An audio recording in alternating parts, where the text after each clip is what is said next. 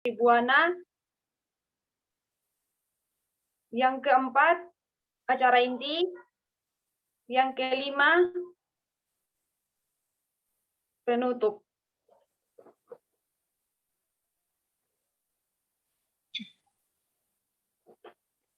Assalamualaikum warahmatullahi wabarakatuh. Salam sejahtera. Selamat pagi untuk kita semua. Berhormat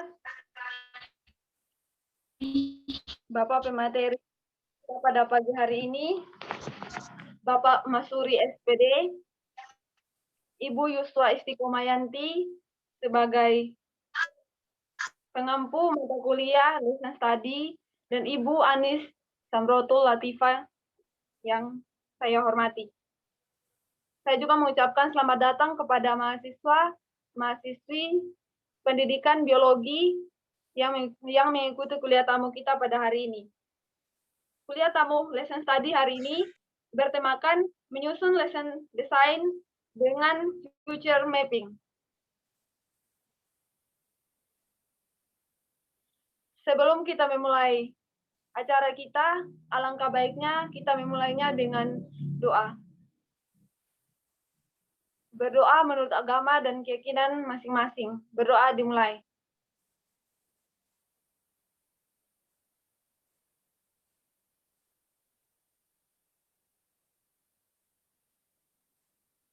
Berdoa selesai.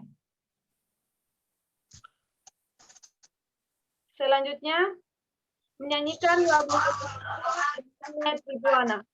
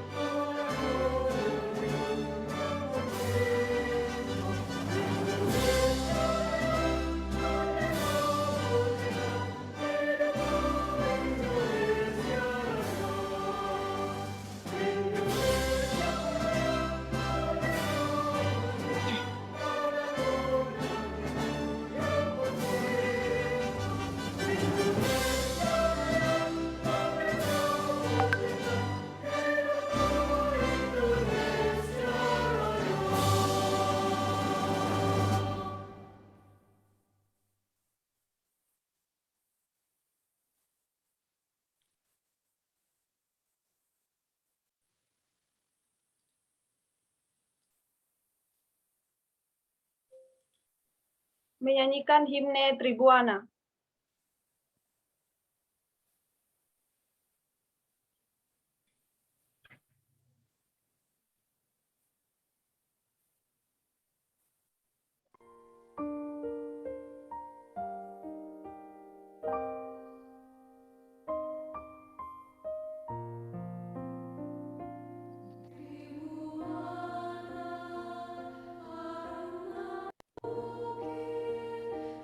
Sejarah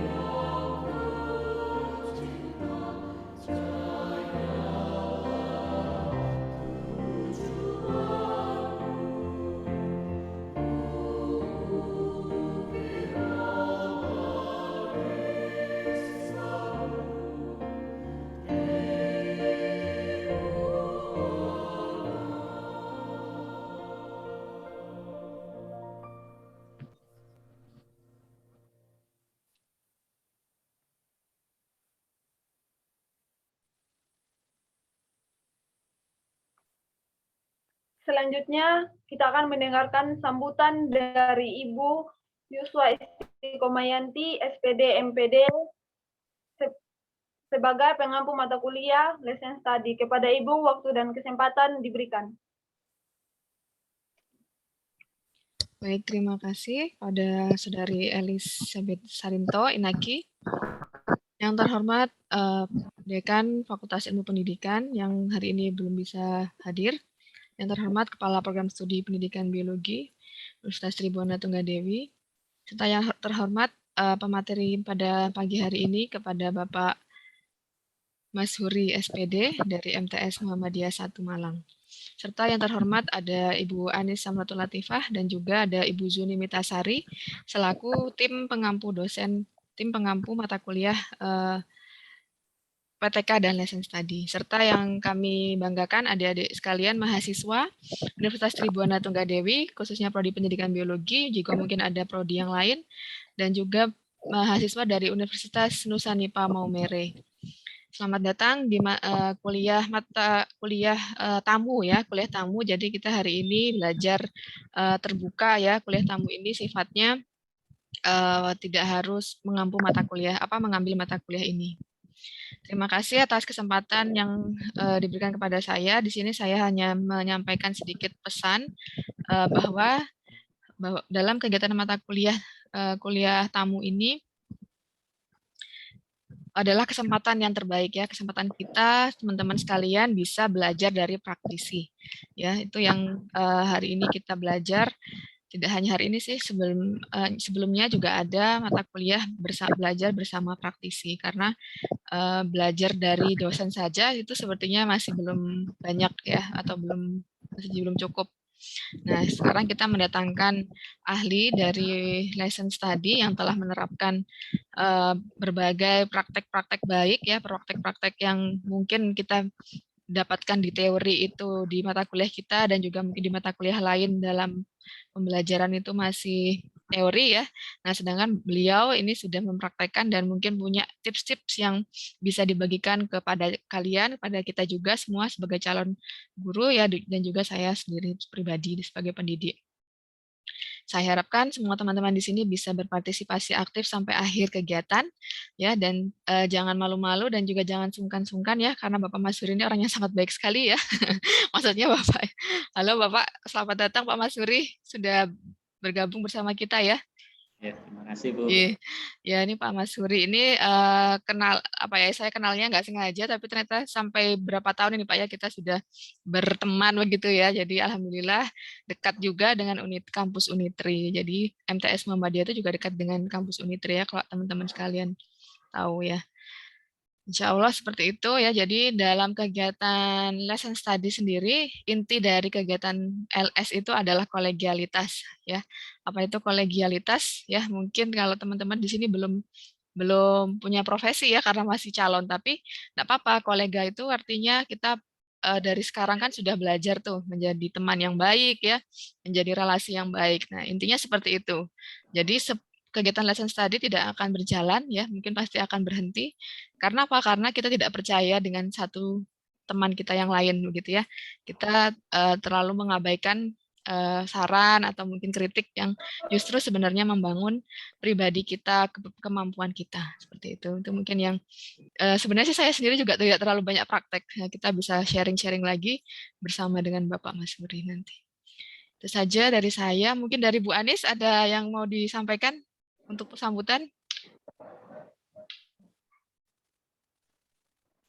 Saya sependapat dengan Bu Yuswa ya. Terima kasih waktunya. Jadi di sini kalian akan belajar secara langsung dengan praktisi dengan Pak Mas Huri yang sudah tidak diragukan lagi Bapak ya mengenai PTK, mengenai LS, mengenai lesson study ya, yang setiap kita ada penelitian tentang lesson study, kita pasti Bu Yuswa ya pasti akan mengajak mengajak Pak Mas Huri seperti itu. Jadi silahkan nanti kalian semua belajar ya dengan beliau Pak Mas Huri. Kalian serap ilmunya dari Pak Mas Huri. Semoga kedepannya nanti kita bisa terus bekerja sama ya dengan Pak Masuri dengan tetap melakukan PTKLS, karena LS, apalagi LS ini adalah sangat membantu peserta didik nantinya dalam belajar seperti itu. Kalau dari saya mungkin seperti itu saja, Bu Yuswa. Baik, terima kasih. Dari saya hanya seperti itu ya pengantarnya. Mungkin nanti akan lebih banyak saya pandu juga dengan Bu Anis ya. Kita banyak diskusi atau mungkin sharing-sharing begitu. Saya kembalikan pada MC. Wassalamualaikum warahmatullahi wabarakatuh dan selamat pagi. Waalaikumsalam warahmatullahi wabarakatuh. Terima kasih Ibu. Selanjutnya kita akan masuk ke acara inti, tetapi sebelum kita masuk ke acara inti, saya akan memperkenalkan moderator kita, yaitu Ibu Yuswa Istiqomayanti, SPD MPD, dan Ibu Anis Samrotul Latifah, SPD MPD, dan juga pemateri kita, Pak Masuri, SPD. Sebelum kita memulai materi, izinkan saya juga membacakan profil dari pemateri kita hari ini. Nama Masuri, alamat Jalan Raya Apel 45C, Sumber Sekar, Kecamatan Dau, Kabupaten Malang. Nomor telepon 0857 9071 4007. Alamat email aminet@gmail.com. Pengalaman dari tahun 2006 sampai saat ini, beliau adalah guru IPA di MTS Muhammadiyah 1 Malang. Pada tahun 2020, menjadi pemateri dalam webinar pembelajaran kreatif era pandemi COVID-19 MI Khadijah Kota Malang. Pada tahun 2016, menjadi partisipan guru model dalam ICLS UMM. Pada tahun 2002 sampai 2007 menjadi instruktur laboratorium biologi Universitas Muhammadiyah Malang. Pendidikan beliau 1. Universitas Muhammadiyah Malang, Kota Malang, Indonesia.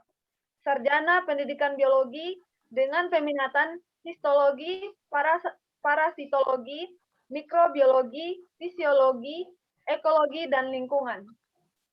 Kemampuan atau skill dari beliau, motivasi atau motivator, dan creativity desain grafis. Demikian profil dari pemateri kita hari ini. Selanjutnya, saya memberikan kesempatan kepada Ibu moderator dan juga pemateri kita hari ini untuk menyampaikan materi yang akan kita dengarkan bersama-sama. Tetapi sebelum kita memulai materi, saya harapkan kepada semua peserta untuk mematikan mikrofonnya dan menyalakan kameranya masing-masing. Kepada Bapak dan Ibu, waktu dan kesempatan dipersilakan. Terima kasih. Terima kasih banyak pada Saudari Elis. Jadi Elizabeth ini angkatan atas ya, sudah mau skripsi sekarang. Ya, semoga lancar ya teman-teman yang sedang proses skripsi.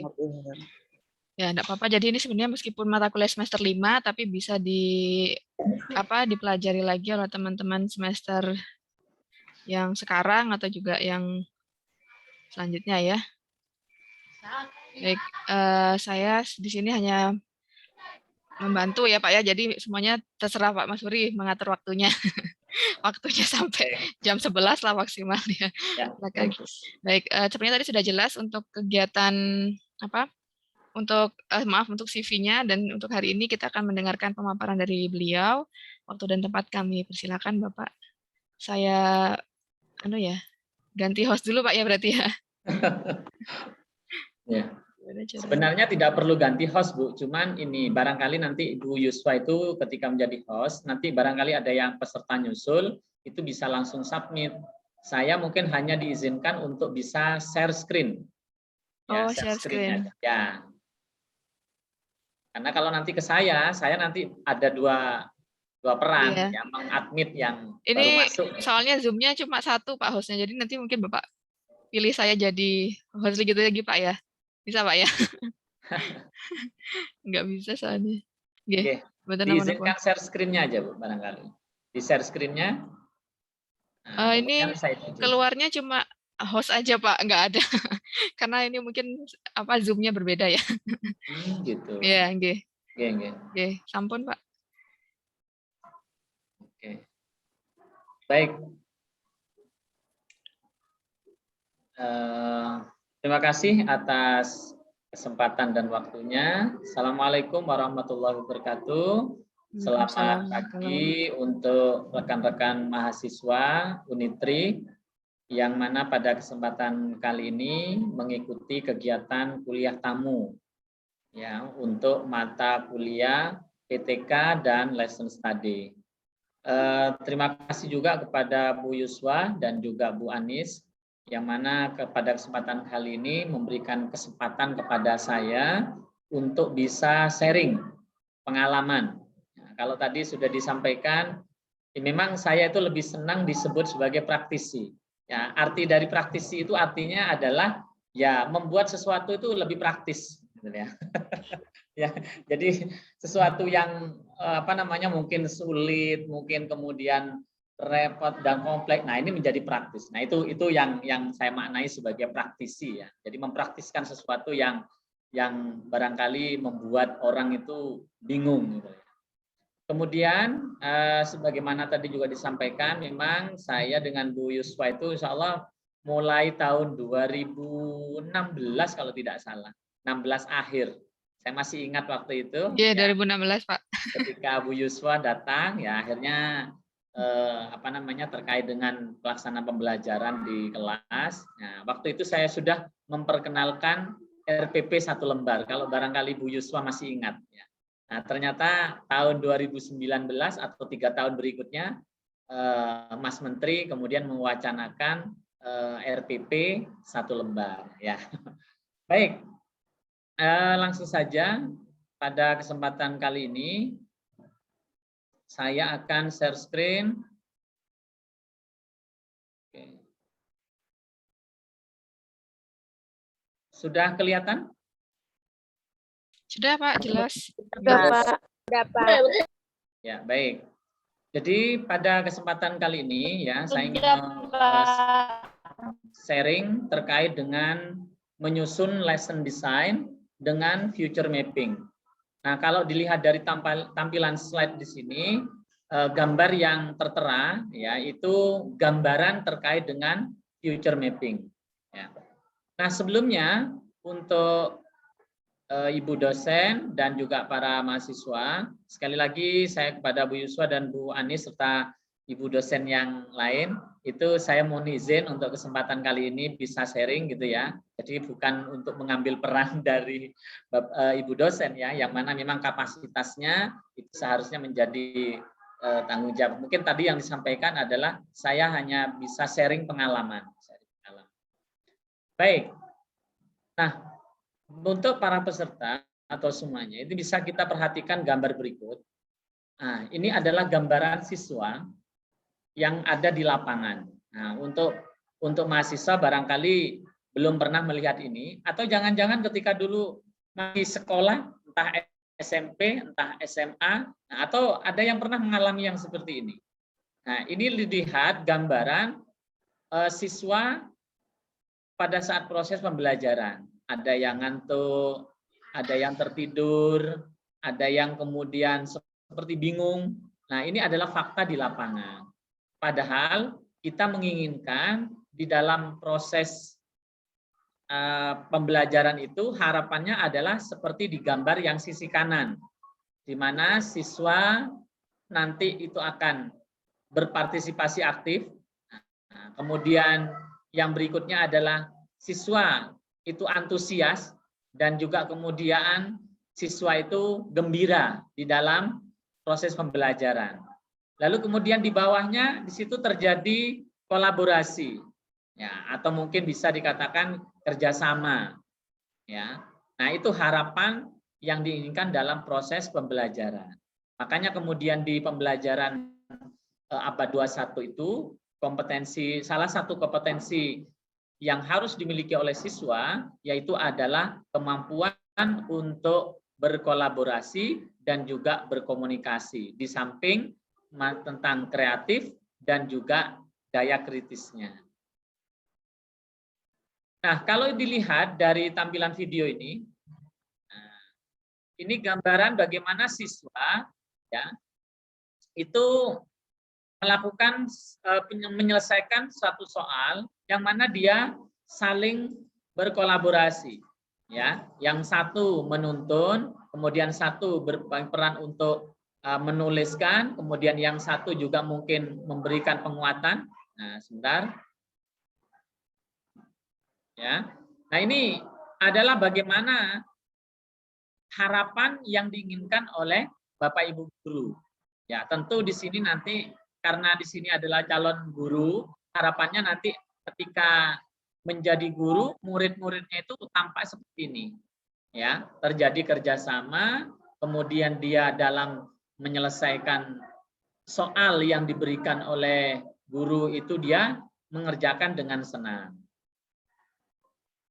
Nah, kalau kita lihat selama ini paradigma guru itu adalah yang pertama mengajarkan semua materi dalam buku paket. Nah, jadi paradigma selama ini yang ada adalah buku paket itu mau diajarkan semua. Ya, padahal kalau kita lihat buku paket itu kan banyak sekali. Penerbit satu dengan yang lain itu tentu berbeda. Terkadang ketebalannya dan sebagainya. Apa buktinya terkait dengan bahwa paradigma guru yaitu mengajarkan semua materi itu adalah ketika dalam pengaturan waktu menjelang ujian akhir, apakah itu penilaian akhir semester atau UAS, itu biasanya ada ungkapan, waduh, materiku masih banyak. Nah, ini bisa ditelusuri. Kenapa? Karena dia berasumsi buku paket itu, atau setidaknya sekarang itu ada istilahnya LKS ya, yang juga dijual itu akan diajarkan semua. Ya, padahal sekali lagi tidak demikian seharusnya. Lalu paradigma yang kedua itu adalah masih teacher center atau masih berpusat pada guru. Ya, jadi guru itu menjadi aktor utama di dalam pembelajaran. Nah, padahal menurut pembelajaran abad 21 itu harapannya beralih dari teacher center menuju ke student center. Jadi guru itu tugasnya beralih menjadi seorang fasilitator. Lalu paradigma yang ketiga selama ini adalah orientasinya itu adalah cara mengajar siswa, bukan cara belajar siswa. Nah, jadi selama ini guru kalau misalnya ditanya bagaimana persiapan mengajar, persiapan pembelajaran sesuai mapelnya, apakah IPA atau biologi atau mungkin matematika atau mungkin yang lain, itu biasanya yang pasti yang tergambar adalah cara mengajar. Nah, buktinya apa? Ketika ditanya bagaimana pembelajaran dilakukan, pasti dia akan bercerita tentang modelnya.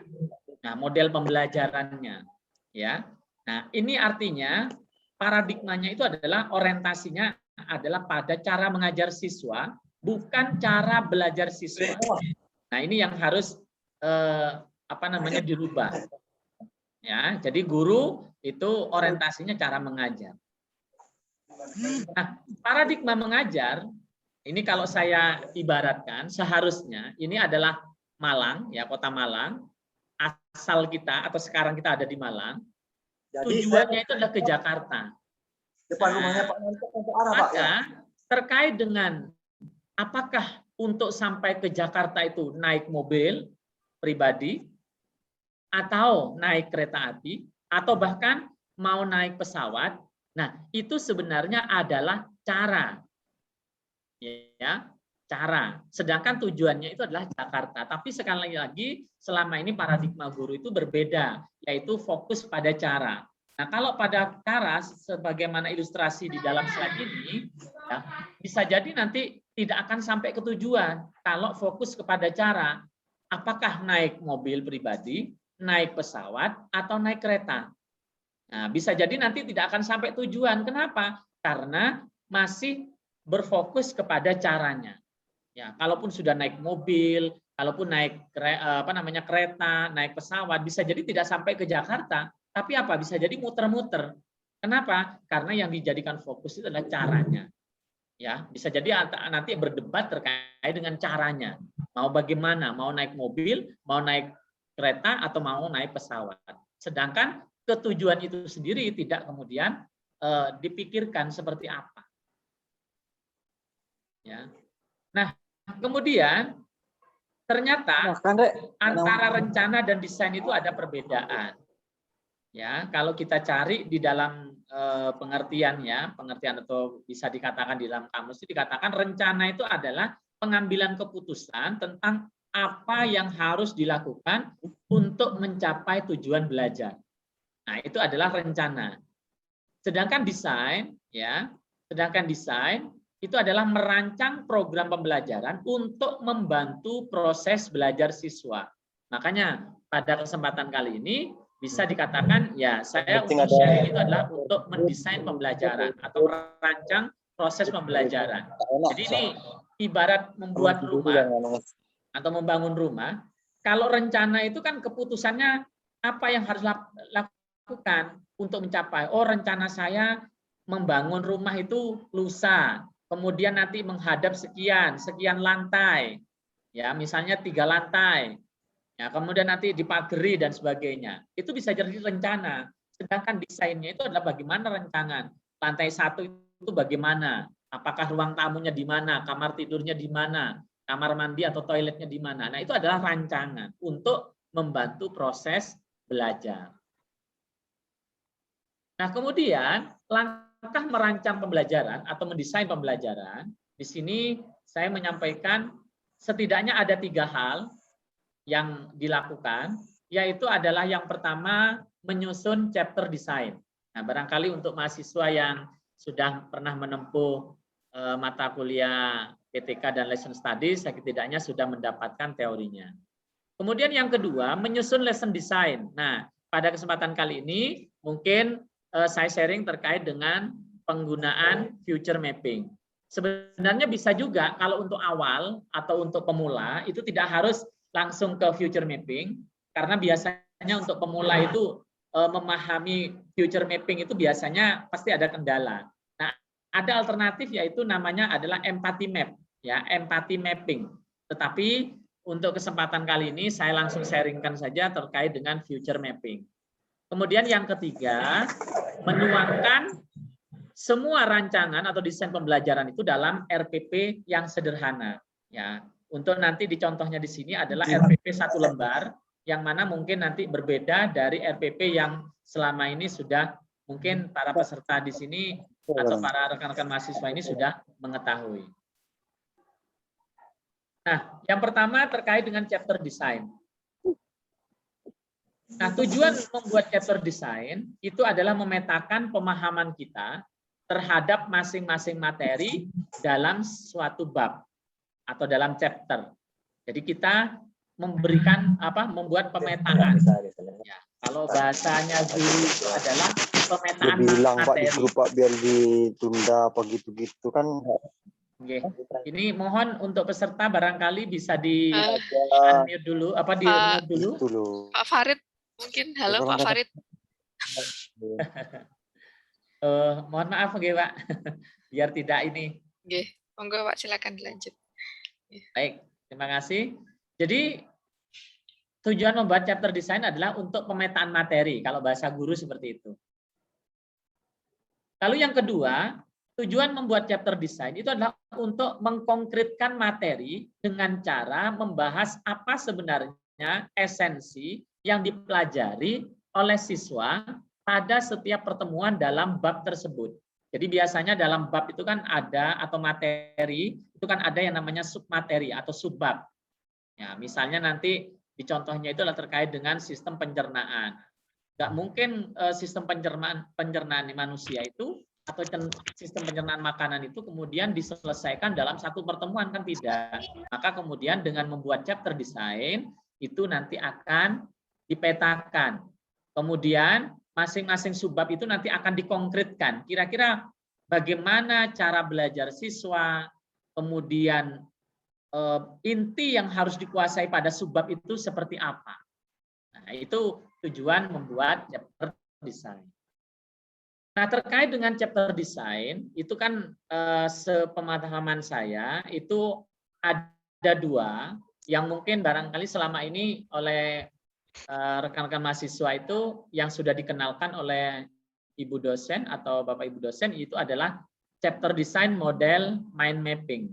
Nah, kira-kira seperti ini, ya kan? Nah, saya kira untuk mind mapping itu sudah sudah familiar lah. Nah, sedangkan yang saya sering pakai itu adalah chapter design model tabel. Nah, ini contoh. Chapter design materi sistem pencernaan makanan.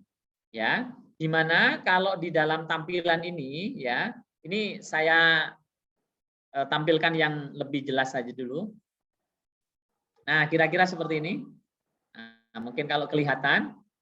Nah, ini adalah contoh chapter design model tabel, ya, di mana bisa ditambah lagi share-nya karena yang kelihatan baru PPT. Oh, gitu ya, Bu. Sebentar, Bu. Sebentar. Ya, berarti ini berarti ya. Sebentar. Ya, sudah kelihatan kan? Ya, sampun sudah, Pak. Ya, baik. Jadi ini untuk contoh chapter design model tabel.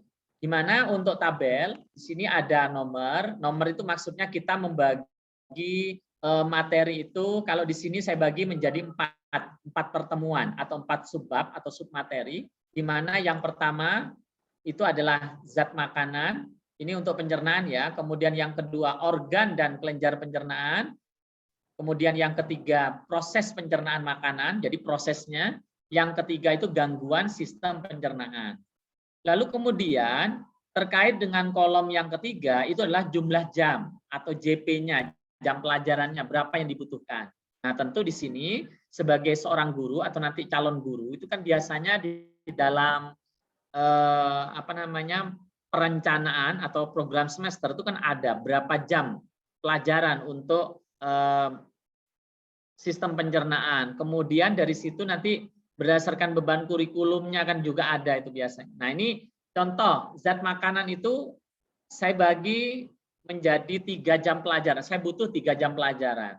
Kemudian organ dan kelenjar itu saya butuh 2 jam pelajaran. Kemudian proses pencernaan makanan itu 3 jam pelajaran. Dan yang keempat gangguan sistem pencernaan itu 2 jam pelajaran.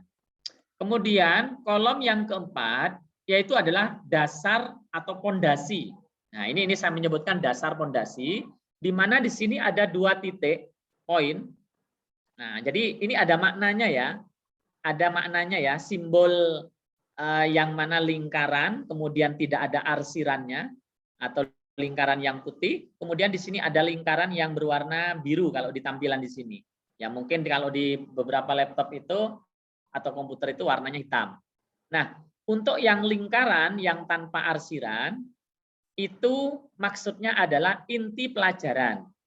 Sedangkan yang lingkaran dengan arsiran, itu adalah cara belajar siswa. Sehingga untuk zat makanan, misalnya, inti pelajarannya di submateri zat makanan itu adalah mengidentifikasi zat makanan yang diperlukan oleh tubuh.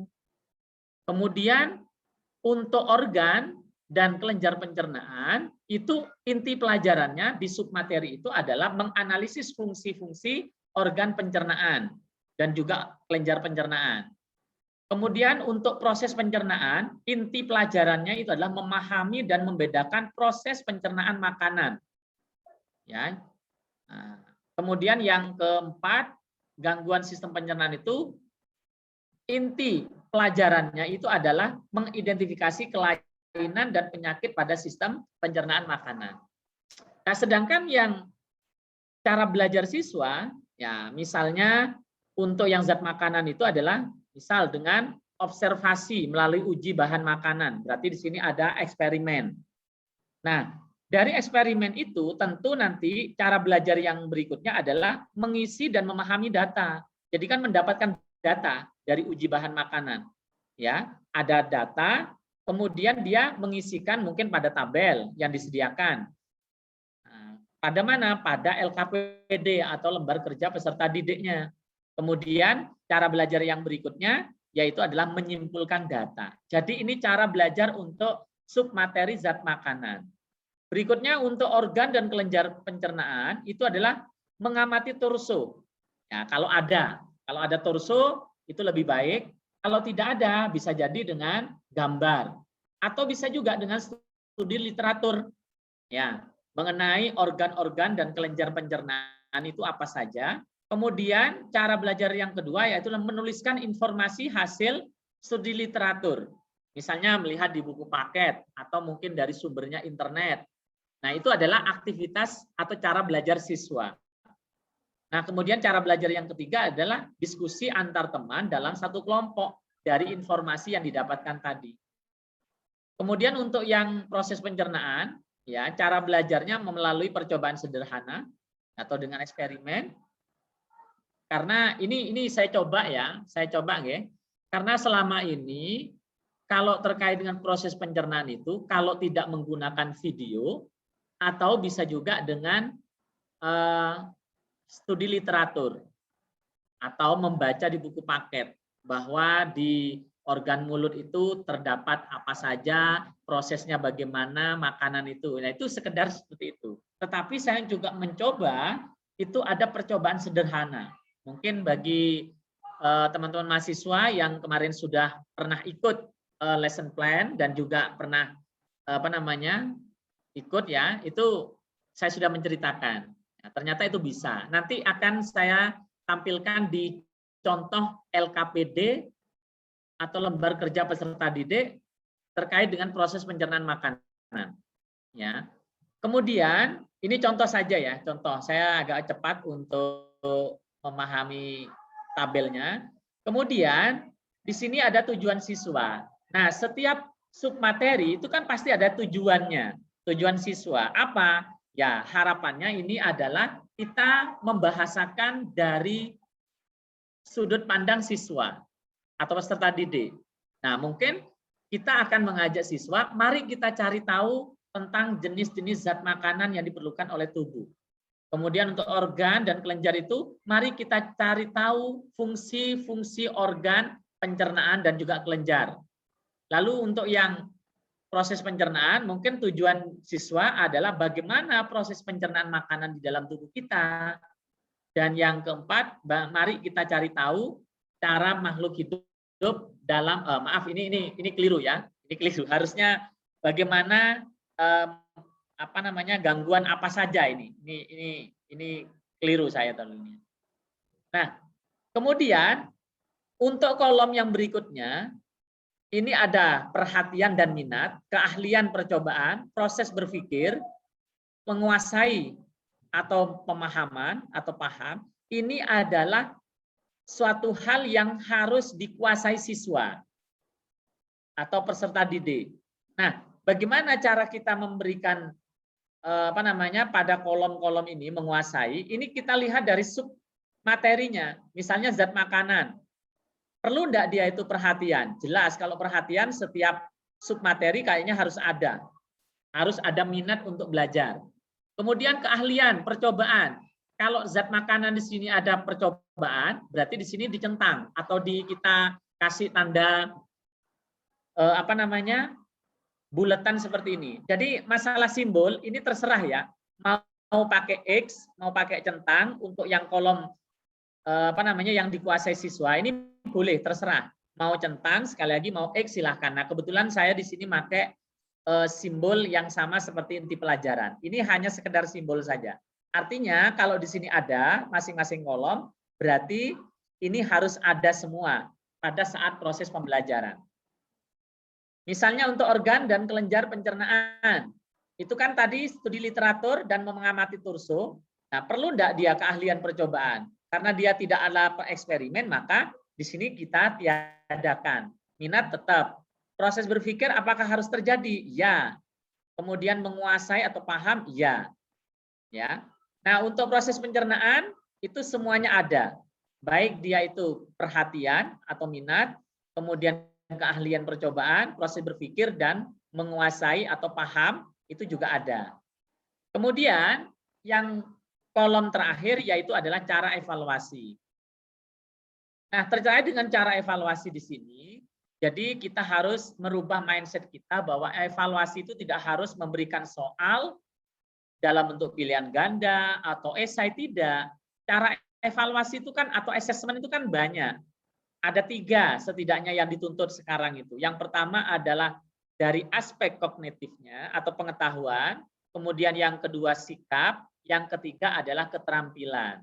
Nah, cara mengevaluasi di sini, misalnya saya langsung saja ya, biar agak cepat, yaitu saya memilih yang ketiga di sini, yang saya beri blok warna kuning ini, ya, ini yang nanti akan saya buat lesson design-nya atau lesson plan-nya menggunakan future mapping.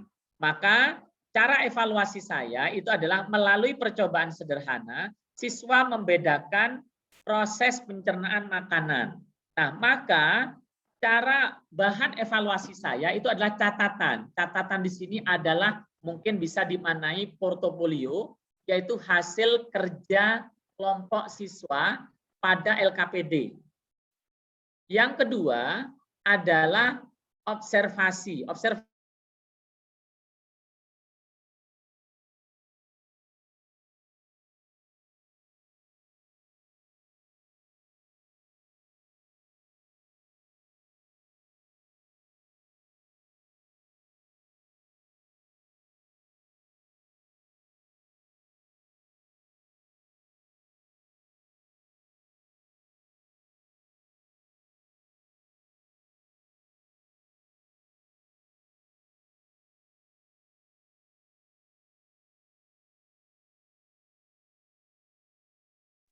Halo?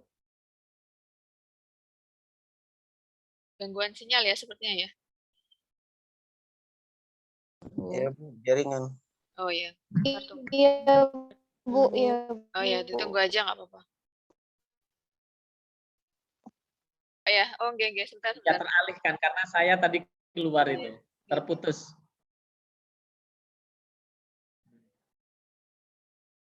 Oh iya, kembali ke Bu Anis ini. Ya. Bu Anis bisa ke Pak Masuri, bisa di hostnya.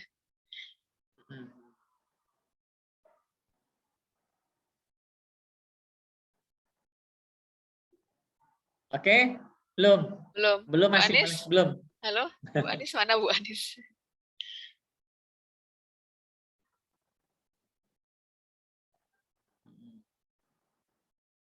Iya ini. Masih paling kemana ya? Punten Pak, nggak apa-apa Pak, mungkin belum ya, nggak bisa ya, soalnya harus ada layarnya. Barangkali ada pertanyaan dulu, enggak apa-apa, dari ya. mahasiswa. Silakan, terkait dengan langsung, gambaran chapter design tadi. Nyalakan aja mikrofonnya kalau mau berdiskusi tadi tentang chapter design atau tabel tadi sambil saya hubungi Bu Anis. Silakan, dinyalakan aja mikrofonnya. Kalau ada yang mau bertanya?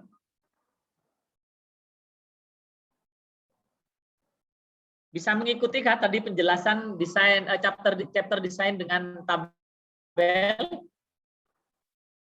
untuk peserta? Bisa, Pak. Oke.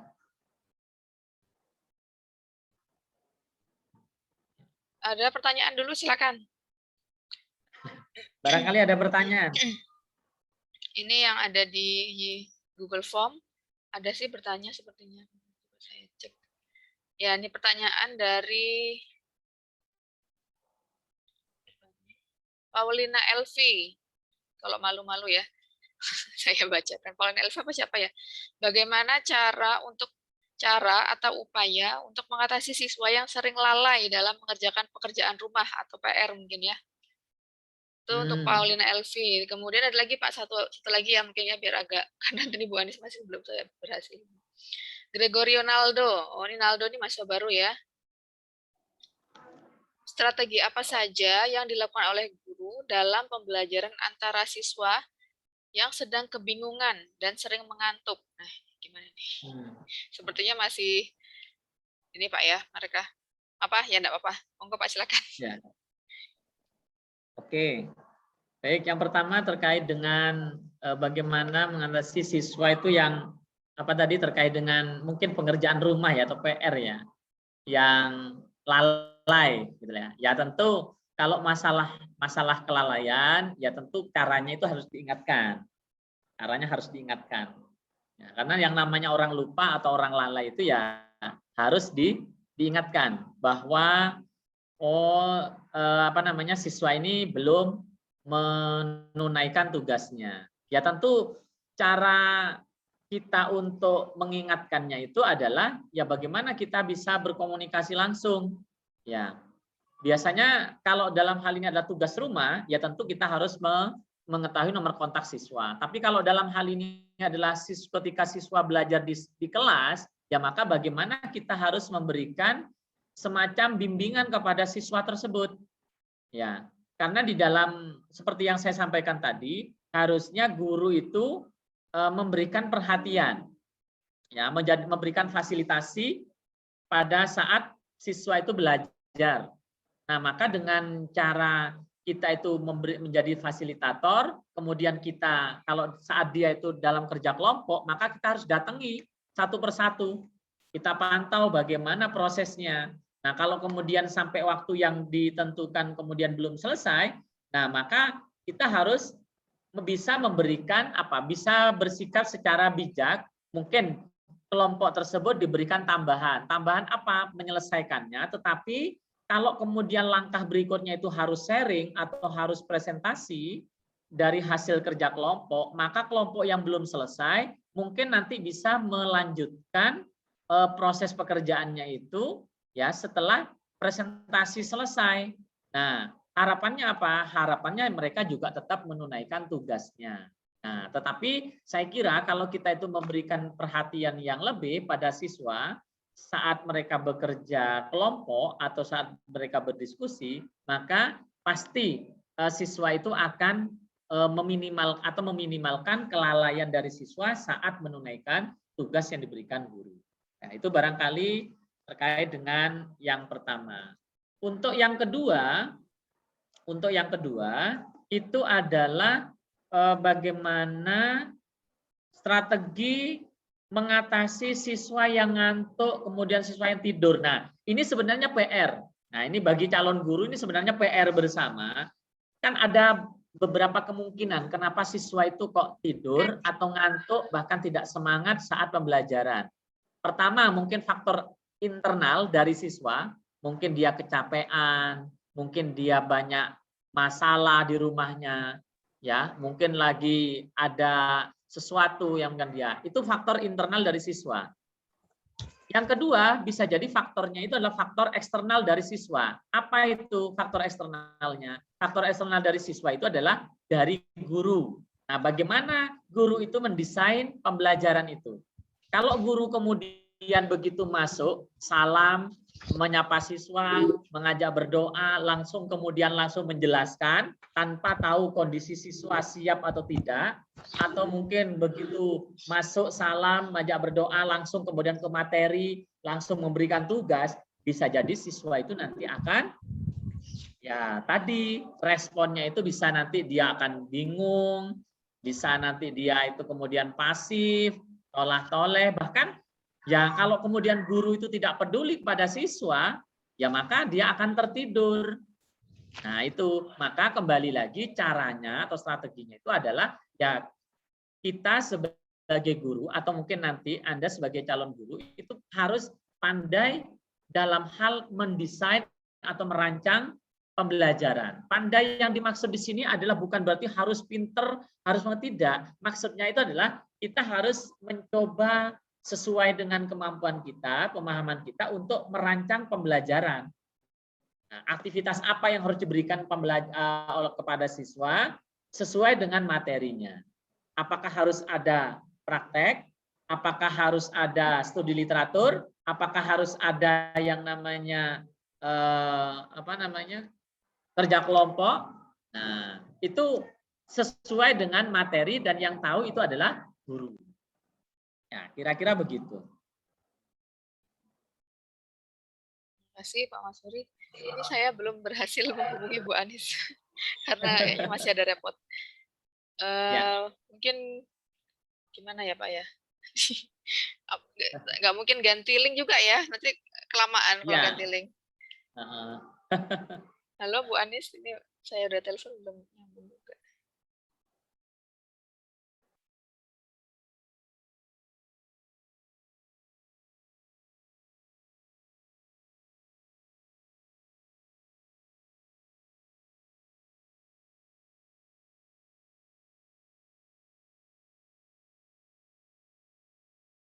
Dia nggak bisa share screen ya. Iya, jadi tidak bisa share screen ini. Oke. Barangkali untuk sambil menunggu, saya lanjutkan aja dulu untuk tadi menyampaikan terkait dengan yang namanya chapter design tadi, terkait dengan chapter design model tabel. Jadi dalam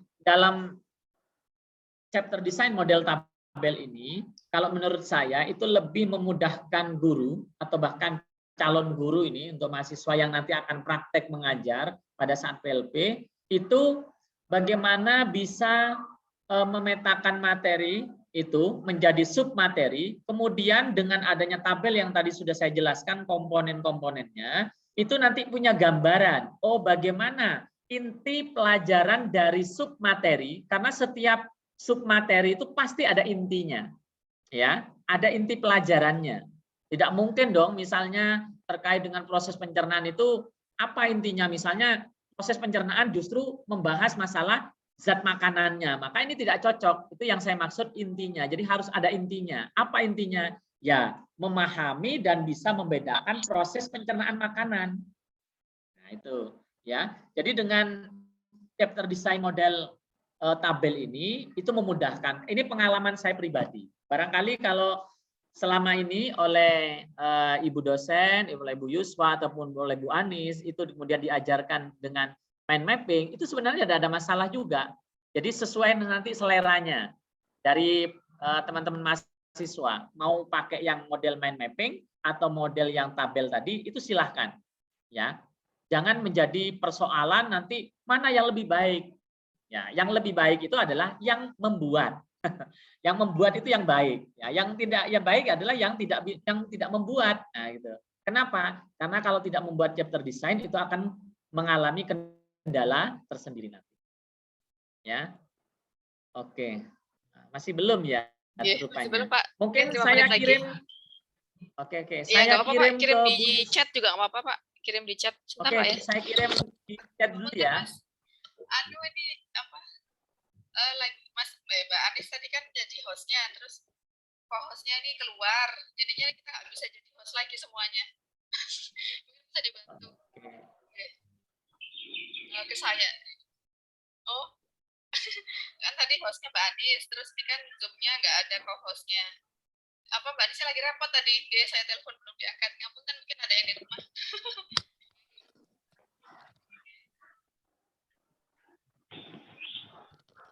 Sebentar Bu, sebentar. Saya kirimkan coba. Saya kirimkan dulu materi.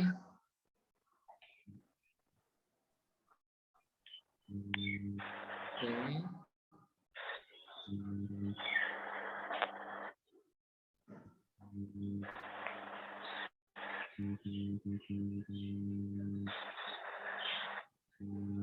Ya, masih proses. Nggak apa-apa. Ngapunten, Bapak. Ya, enggak apa-apa. Saya juga minta maaf tadi kan. Kita terbatas juga. Enggak saya siapkan. Ya. Mungkin teman-teman yang di mata kuliah PTKLS ya, selama kemarin kita sudah plan ya, sudah membuat lesson design juga, terus ada do ya pelaksanaannya, dan juga observasi serta refleksi ya. Nah, kira-kira apa sih yang paling menjadi apa ya, yang ingin tahu, yang masih penasaran apa ya kira-kira? Kemarin kan sudah praktek ya mungkin.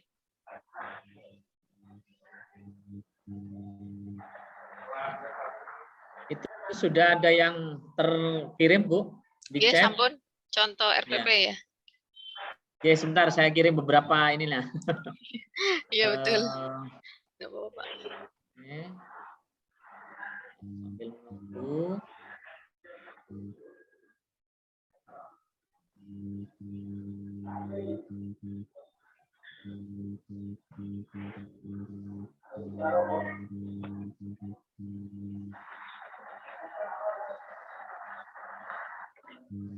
Itu Pak Mas Suri bukan host ya Pak ya?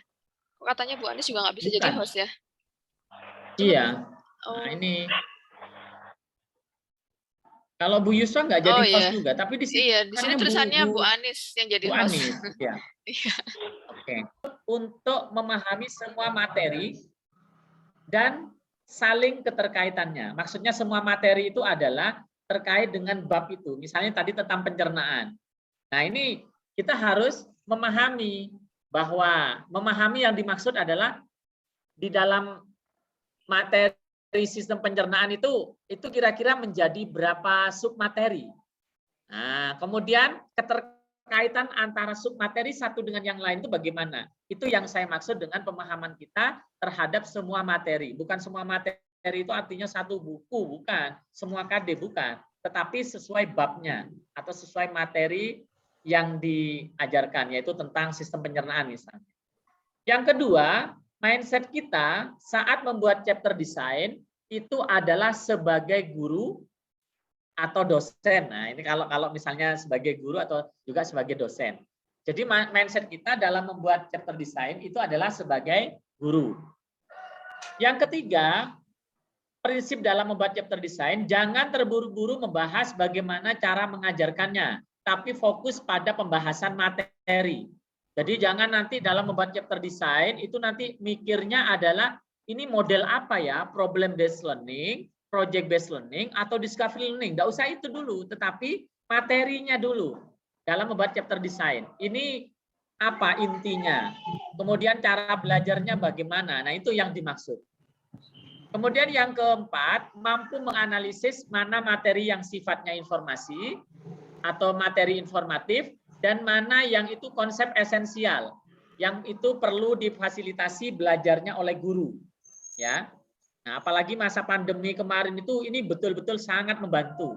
Dari misalnya 4 subbab sistem pencernaan, saya hanya mengambil 1 subbab, yaitu proses pencernaan. Sedangkan zat makanan, organ pencernaan dan gangguan, saya minta siswa itu belajar mandiri. Nah, itu yang saya katakan materi informatif itu adalah 3 subbab, sedangkan konsep esensial yang perlu saya fasilitasi yaitu adalah tentang proses pencernaannya. Nah, itu yang dimaksud mampu menganalisis mana materi yang esensial dan yang hanya bersifat informasi. Next, Bu. Kemudian yang paling penting, dengan membuat chapter design terlebih dahulu, diharapkan guru tidak lagi hanya mengajarkan buku cetak atau buku LKS. Nah, syukur jika guru atau dosen misalnya itu anti mainstream. Apa maksudnya anti mainstream? Tidak sepenuhnya bergantung pada buku teks. Nah, ini akan menjadi lebih baik. Yang penting Bapak Ibu guru atau mungkin calon guru itu bisa memahami ini kompetensi dasarnya. Nah, sehingga tidak perlu kemudian bergantung pada buku teks, tetapi nanti bisa memilah. Itu harapannya dalam membuat chapter design. Nah, kira-kira apakah Anda siap atau tidak? Nah, ini sebenarnya tantangan. Oke, next. Nah, selanjutnya adalah lesson design dengan future mapping. Next dulu. Next slide. Nah, sekilas future mapping itu adalah sebuah cara baru yang luar biasa untuk memprediksi kejadian di masa depan dengan melibatkan pikiran real dan imajinasi guru serta untuk pemecahan masalah, kreativitas, dan inovasi. Dengan future mapping, guru dapat memperkirakan ending atau pelajaran atau goal agar tercapai dengan baik. Next. Selanjutnya, Bu. Oke. Lanjut aja, lanjut, Bu. Lanjut. Oke, nah ini prinsip menyusun lesson design, yaitu menggunakan pola mundur. Nah, insya Allah kemarin bagi rekan-rekan mahasiswa yang sekarang ikut dan kemarin ikut menyusun lesson plan pada 2 minggu yang lalu, itu pasti sudah tahu, sudah paham pola mundur ini. pola mundur itu adalah kita berpikir dari endingnya dulu, ya, dari endingnya dulu, ya, endingnya itu ngapain, nah gitu, baru kemudian dia mundur sampai ke persepsi. Kemudian yang kedua, menggambarkan alur panduan atau fasilitasi belajar. Yang ketiga, guru memerankan diri sebagai siswa. Nah ini yang penting, saat menyusun lesson design dengan future mapping, ya guru itu harus berperan sebagai siswa. Nah, maksudnya apa? Maksudnya kalau berperan sebagai siswa, itu kita bisa merasakan sebagai seorang guru atau calon guru, kira-kira kalau siswa itu diberikan tantangan seperti ini, bisa apa tidak? Kalau siswa endingnya itu adalah bisa sharing dengan temannya dalam satu kelas, kira-kira apa yang harus diberikan, apa yang harus dilakukan. Nah, ini kira-kira yang saya maksud, guru memerankan diri sebagai siswa saat membuat feature mapping. Ini kebalikan saat menyusun chapter design. Kalau chapter design ya guru memerankan sebagai guru, ya. Sedangkan kalau saat menyusun lesson design dengan feature mapping, ini kita harus memerankan diri sebagai siswa, seolah-olah sebagai siswa. Karena dengan seperti itu kita akan bisa merasakan kalau siswa diberikan kegiatan seperti ini kira-kira responnya bagaimana. Nah, itu bisa diprediksi. Itulah yang dinamakan dengan proses imajinasi, ya.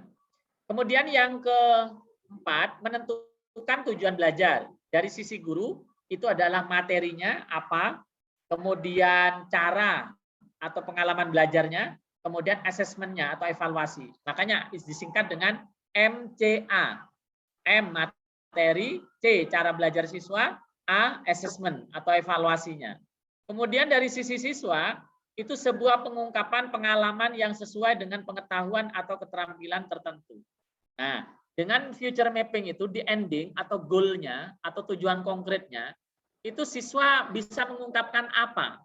Misalnya, wah hebat ya, ternyata tubuhku bisa mencerna makanan dengan baik. Nah, mungkin itu adalah ungkapan pengalaman siswa yang akan didapat sesuai dengan yang kita rencanakan. Nah, maka lupa apakah bisa Pak? Bisa. Kenapa? Karena kita saat merancang dengan future mapping itu, kita berperan sebagai siswa. Jadi seolah-olah membayangkan kita itu sebagai siswa. Kira-kira siswa akan mengungkapkan apa? Nah, seperti itu. Selanjutnya. Next.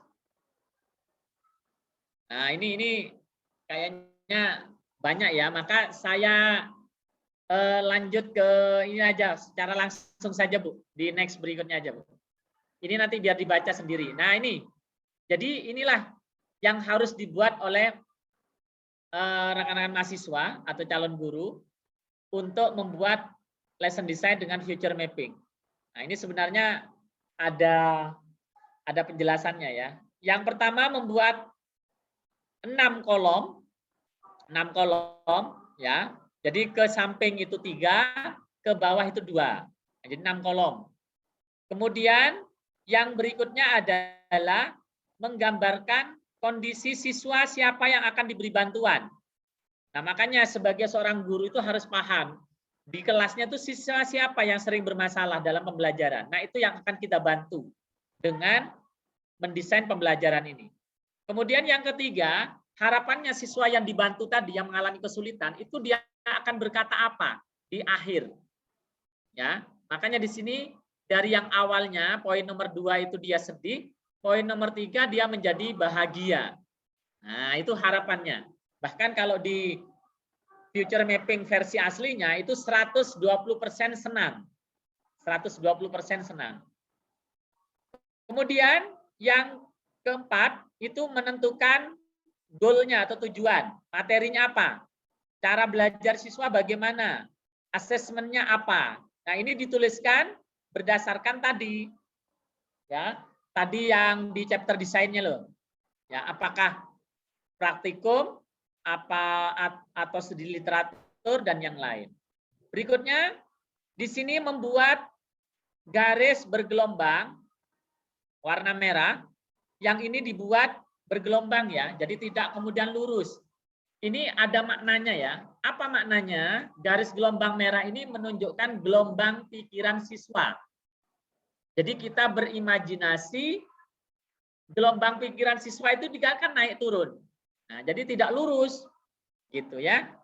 Kemudian yang perlu dipahami, yang di garis bawah merah, di garis gelombang merah ini, itu adalah aktivitas atau pengalaman belajar siswa. Nah, aktivitas belajar siswa itu apa? Sedangkan yang di atas garis merah itu adalah panduan atau fasilitasi dari guru. Ya, fasilitasi dari guru. Nah, sedangkan yang 6, 7, 8, 6 ini adalah kegiatan akhirnya, 7 kegiatan inti, ke-8 ini maksudnya adalah kegiatan awalnya. Nah, itu kira-kira. Nah, sedangkan judul, subjudul di sini, kotak yang kolom pertama, kolom kedua, dan kolom ketiga, ya, ini bisa diberikan sesuai dengan aktivitas yang ada di kolom ini. Judulnya apa? Nah, nanti akan ada contohnya di slide berikutnya. Kemudian judul besarnya yang atas, judul, itu adalah judul besarnya. Mewakili gambaran dari proses yang sudah kita susun. Oke, next Bu. Nah, ini anak-anak maaf ya, saya terbawa suasana mengajar di kelas ini. Mohon maaf. Begini rekan-rekan mahasiswa, ini contoh proses pencernaan. Nah, materinya proses pencernaan, ya. Cara belajarnya itu adalah ya tadi mengidentifikasi dan seterusnya proses pencernaan dalam tubuh. Nah, kemudian ini yang saya buat. Ya, saya mulainya dari yang kanan atas. Ya, di situ kalau terlihat jelas, di situ di manakah pencernaan itu terjadi dan seterusnya. Nah, maka ini prosesnya. Ini gambaran yang namanya lesson design dengan future mapping. Sehingga harapan siswa itu bisa berkata, "Hore, akhirnya aku tahu bagaimana makanan dicerna dalam tubuh." Nah, dasarnya apa? Dicerna dalam mulut secara mekanik dan kimiawi. Nah, maka harapan saya siswa itu berkata juga, "Ayo Pak, belajar lagi." Nah, harapannya siswa itu senang, gitu ya. Ini alurnya, ya. Di situ dia dilihatkan gambar apa, ya. Nah, kemudian berikutnya, next Bu. Nah, ini adalah video Bu. Silakan diklik Bu. Bisa nggak kira-kira Bu? Oh, nggak bisa ya, karena kalau ini harus tampil Bu, harus tampil penuh. Baru itu bisa. Nah, itu mungkin bisa Bu. Ada klik yang dia tadi Bu, tadi dulu. Yang slide 21 dulu ya. Itu kan ada klik play. Nah, ini gambaran ilustrasi future mapping. Mudah-mudahan bisa. Masih loading? Filenya ada di Bapak atau ada di saya? Itu berarti. Ini harus di saya berarti. Oke lah, nanti saya share videonya nanti. Ya. Oke, ngapunten Pak. Ya, nggak apa-apa. Yang penting memahami. Klik berikutnya Bu. Klik berikutnya.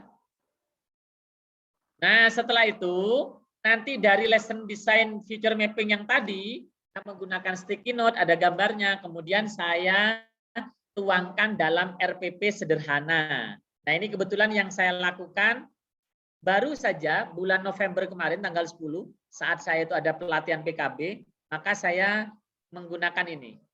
Ya. Ini ada contohnya Bu, di slide berikutnya itu bisa secara penuh. Kalau misalnya panjenengan sudah ada filenya, sudah download. Oh iya. Ya. Tapi nggak apa-apa Bu, yang ini aja nanti nggak bisa lagi nanti. Kan itu tadi harusnya hyperlink. Ya, oke. Oke. Nah, ini ya untuk rekan-rekan mahasiswa. Jadi ini lebih sederhana, lebih urut. Ya. Coba Bu agak di-full-kan dari bawah Bu, yang dari bawah, yang dari bawah. Ya, biar terlihat. Oke, nah di sini adalah apersepsi. Cukup. Nah, di sini apersepsi di sini bagian saya awalnya menunjukkan siswa itu ngapain ini? Ini gambar apa? Nah, ini sesuai dengan yang tadi di lesson design dengan future mapping. Ya. Oh, siswa ini makan, itu harapan saya yang dijawab oleh siswa. Sedang makan. Lalu saya tanya lagi, bagaimana setelah makanan itu masuk ke dalam tubuh? Nah, harapan saya siswa itu di dalam benaknya itu bertanya, bagaimana ya proses pencernaan di dalam tubuh? Nah, ini versi saya. Itu saya mengira-ngira membayangkan di benak siswa itu dia bertanya seperti itu. Nah, maka tujuannya seperti ini. Nah, itu gambaran saja. Jadi alur pembelajarannya ke kanan sesuai tanda panah. Ini tentu menarik. Berbeda dengan RPP yang selama ini bisa dikatakan RPP Nusantara. Kenapa saya katakan Nusantara? Dari Sabang sampai Merauke sama semuanya. Itu yang saya katakan RPP Nusantara. Baik, Oke. baik. Lanjut, Bu. Lanjut Lanjut slide ke berikutnya. slide berikutnya. Slide Oh ya, enggak berikutnya. bisa ini, Pak. Ya, enggak apa-apa. Berikutnya aja, berikutnya Oh aja. ya, nggih. Nah, ada foto, ada foto. Nah, ini barangkali hasil yang saya praktekkan kemarin dengan RPP yang tadi. Nah, terlihat ini baru loh ya, buktinya masih bermasker loh. Ini bukti konkret bermasker loh ya. Jadi ini baru, bukan 3 tahun yang lalu. Kemudian saya anggap yang kemarin tidak. Ini yang kemarin. Nah, terlihat siswa yang awalnya mungkin dia bekerja sama di sini, kemudian di sini kerjasama bentuk relasinya dia berjalan. Bahkan kalau lihat ekspresi siswa itu dia kan ketawa itu senyum, artinya dia melakukan itu dengan enjoy, tidak ada yang dia ngantuk. Loh Pak, ada Pak pojok itu Pak yang namanya gosiah itu. Nah ini pernah saya ungkapkan ke Bu Yusma kemarin, ya saat praktek gitu ya. Nah ini terlihat seperti orang bingung kan, tetapi dengan bantuan temannya dalam kelompok, ya dia yang awalnya bingung ketika kemudian dijelaskan ini loh begitu maksudnya begini dan seterusnya, maka dia kemudian bisa memahami. Bahkan saya ceritakan yang ini, yang gambar keempat dari bawah ini, yang Ini, Pak. bawah ya, yang gambar keempat. Nah ini di saya ya gambar keempat. Ini bagaimana yang perempuan ini datang ke kelompok yang laki-laki, dia untuk menjelaskan, memberikan bantuan kepada temannya. Ya. Ini loh caranya begini. Nah, ini artinya relasi itu terbentuk. Ya, sehingga dia bisa sharing ke kelompok lain. Nah, jarang loh dengan pembelajaran yang selama ini saya pernah lakukan sebelumnya itu siswa itu mau berbagi pengetahuan dia kepada siswa lain itu sangat jarang. Nah, artinya dari bukti foto yang ada ini bahwa dengan desain pembelajaran yang kita susun atau rancang sedemikian rupa dengan future mapping, itu ternyata terbukti bahwa siswa itu ya bisa melakukan proses pembelajaran itu dengan sebaik-baiknya. Tidak ada lagi yang ceritanya siswa ngantuk, tidur, atau bahkan bengong. Kalau bengong di awal ya biasa, wajar. Karena apa? Mungkin itu proses berpikir dia. Ya. Yang next, Bu. Yang 25, slide 25. Nah, sadar nggak bahwa tujuan saya hari ini itu adalah mengubah mindset Bapak, Ibu guru, atau dosen, atau calon guru tentang mendesain pembelajaran. Itu sebenarnya tujuan saya hari ini. Memang nggak sengaja saya tampilkan di akhir untuk membuktikan kira-kira ada nggak perubahan mindset atau pola berpikir dari rekan-rekan mahasiswa setelah mendapatkan penjelasan dari saya hari ini. Silakan. Nah, kalau memang ada yang mengatakan, oh ya Pak, saya ada tahu begini, berarti tujuan saya itu berhasil. Ya, oke, silakan. Ya, insya Allah sudah terakhir itu. Silakan dari. Silakan bisa dinyalakan mikrofonnya. Silakan langsung saja.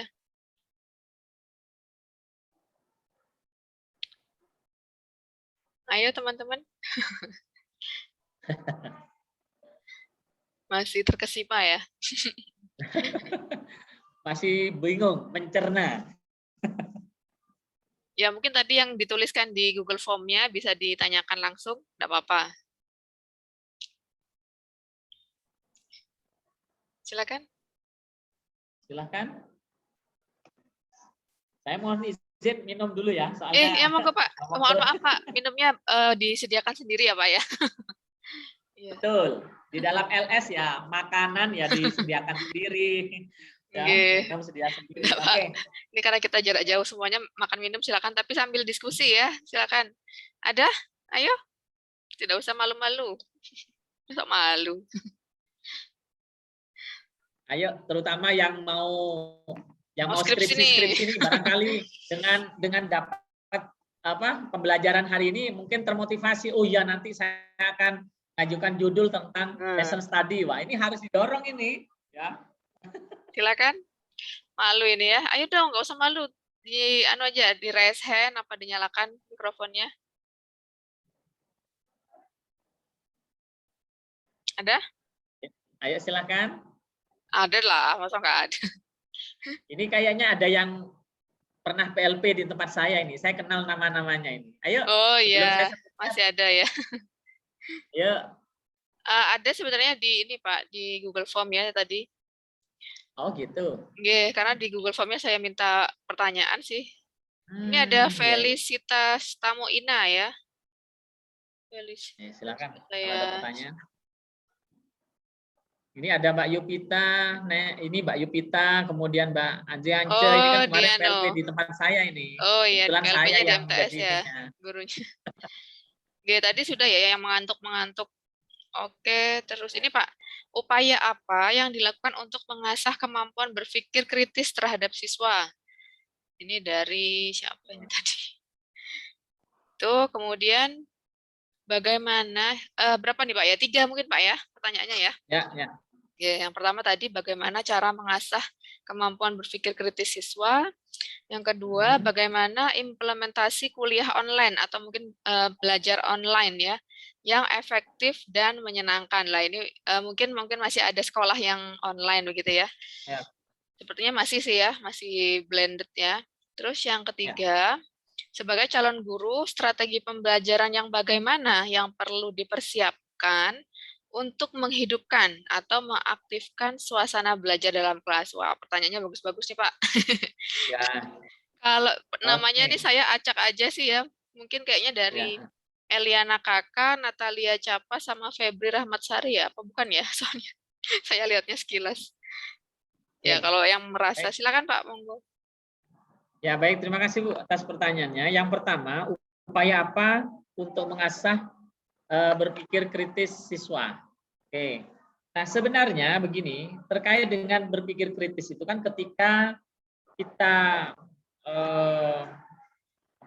di dalam merancang atau dalam desain itu pembelajaran itu. Sekali lagi, jangan terfokus kepada cara mengajarnya, tetapi kira-kira bagaimana cara belajar siswa.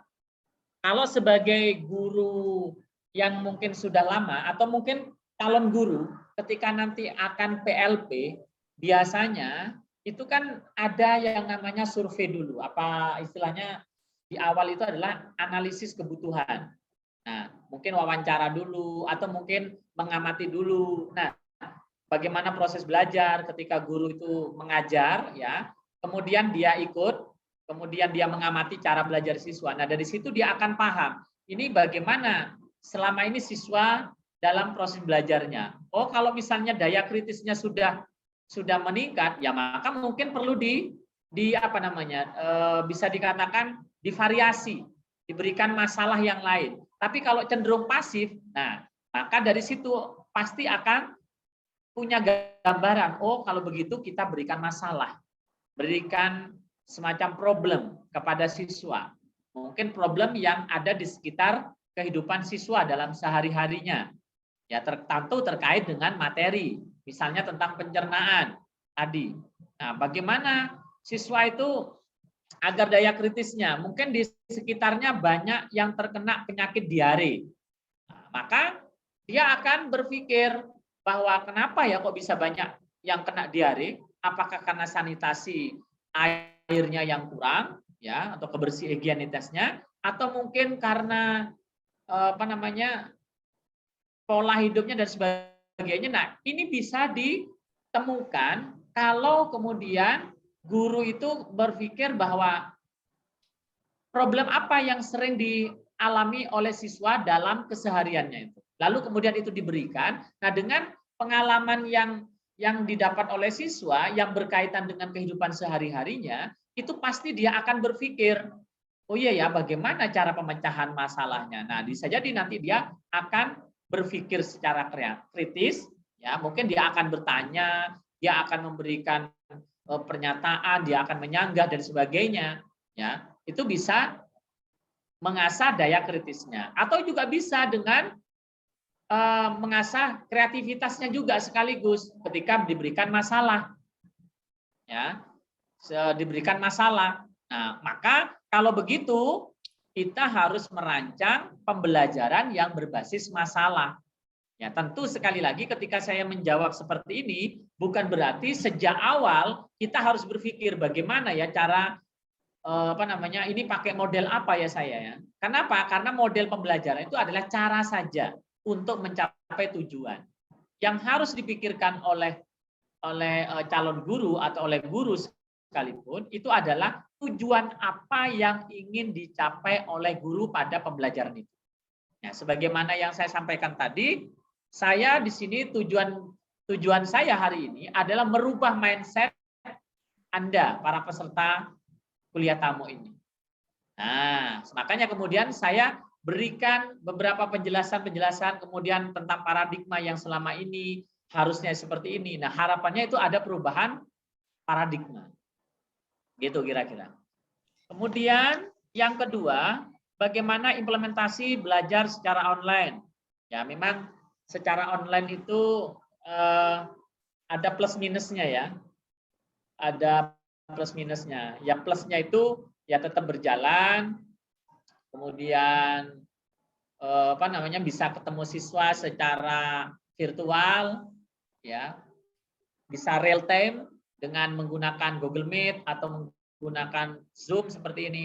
Tetapi selama ini pengalamannya itu yang lebih banyak itu adalah kendalanya, ya, lebih banyak kendala. Apa kendalanya? Pertama, mungkin siswa harus berbagi HP dengan keluarganya. Apalagi kalau saudaranya banyak yang juga sekolah online, maka biasanya HP gantian. Ada yang gantian dengan ayah atau ibunya yang bekerja, sehingga mereka tidak bisa mengikuti secara real time. Mereka baru bisa mengikuti mungkin di waktu di luar jam pelajaran. Nah, mungkin sore atau malamnya. Kemudian juga kendala kuota, kendala sinyal, ya macam-macam, ya. Nah, bagaimana cara mengatasinya itu? Kalau di kami di MTS, ya, yang pernah saya lakukan, barangkali mungkin yang pernah PLP di tempat saya dari Unitri, insya Allah sudah paham, sudah mengerti bahwa kami tidak sepenuhnya menggunakan Zoom meeting seperti ini atau Google Meet karena memakan kuota yang banyak. Biasanya kami itu menggunakan yang namanya memaksimalkan grup WA, kemudian menggunakan YouTube, yaitu membuat video pembelajaran. Nah, video pembelajarannya itu pun dengan ya yang namanya adalah video tutorial. Nah, video tutorial itu kan bagaimana saya ya itu kemudian kalaupun di situ ada praktek, maka saya harus memberikan tuntunan step-stepnya atau tahapan-tahapannya dalam praktek itu seperti apa. Nah, itulah yang dinamakan dengan video tutorial, ya. Kemudian begitu juga dengan memaksimalkan grup WA yang bisa menggunakan mengirim filenya, mereka diminta untuk belajar secara mandiri, nanti diskusi secara secara online dengan WA group. Nah, bagaimana? Yang penting kita harus sepakat antara siswa dengan guru. Nah, gurunya siap di jam pelajaran, siswanya nggak siap, ya nggak bisa nanti. Nah, itu. Jadi sekali lagi implementasi pelajar online yang kami lakukan itu seperti tadi. Kita pakai Zoom tapi tidak terus. Kita pakai video pembelajaran yang diupload melalui YouTube. Karena dengan YouTube kan bisa diakses dimanapun, kapanpun, dan juga bebannya itu kuotanya itu lebih sedikit daripada menggunakan Zoom. Kemudian yang ketiga, untuk calon guru strategi pembelajaran apa untuk mengabdikan siswa?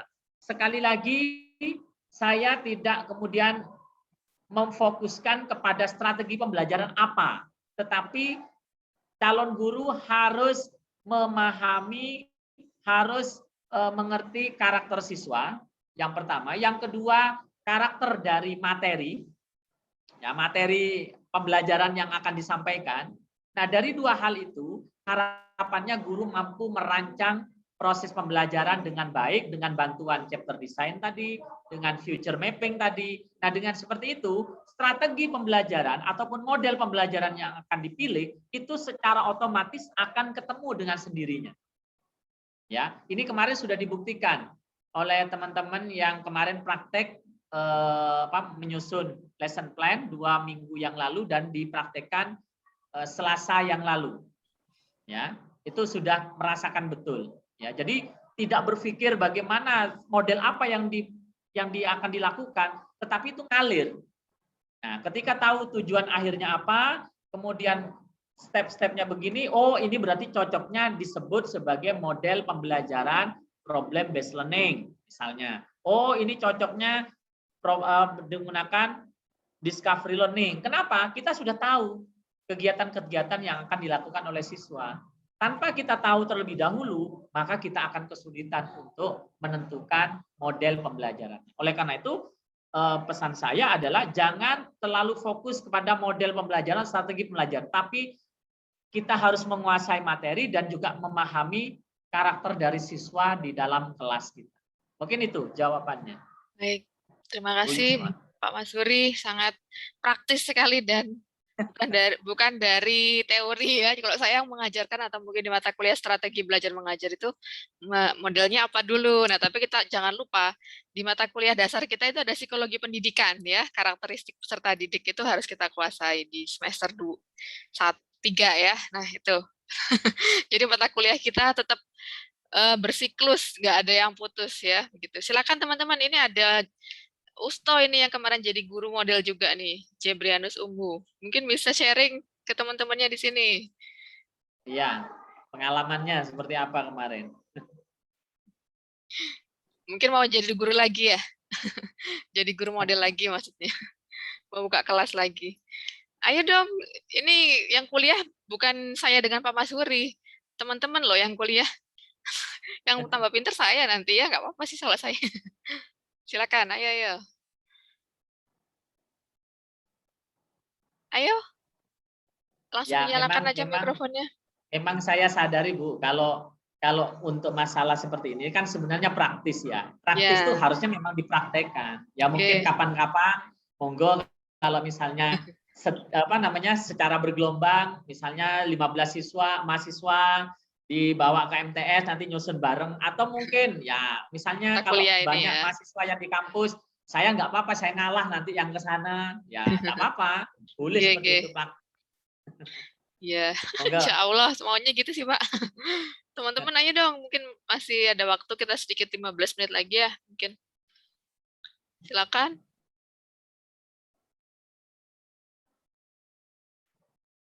Kakak Elis juga boleh nanya kok Kak.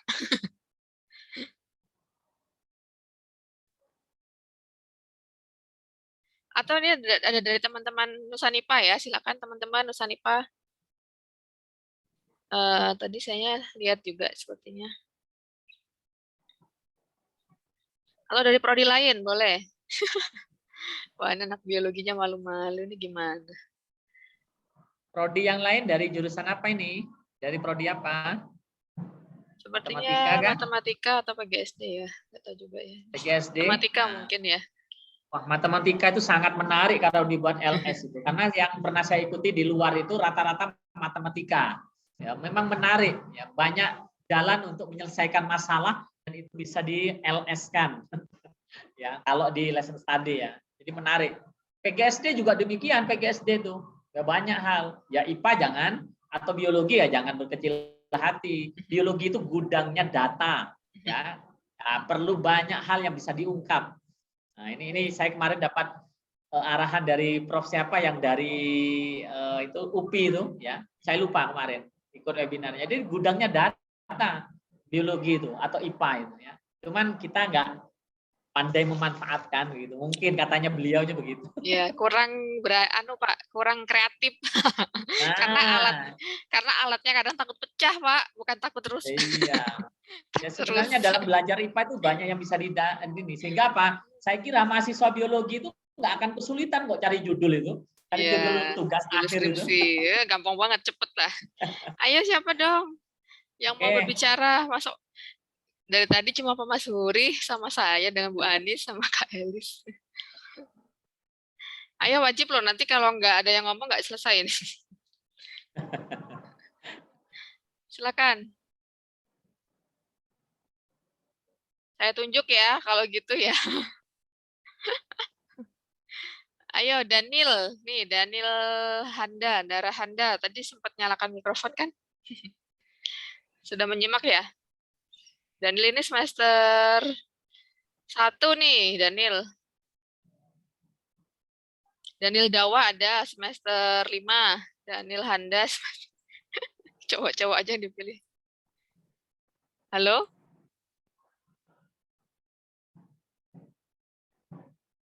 Atau siapa nih? Nih Amelia aja deh yang nyala kameranya. Halo Amelia. Ya, Bu. Ya, silakan Mbak, komentar lah sedikit.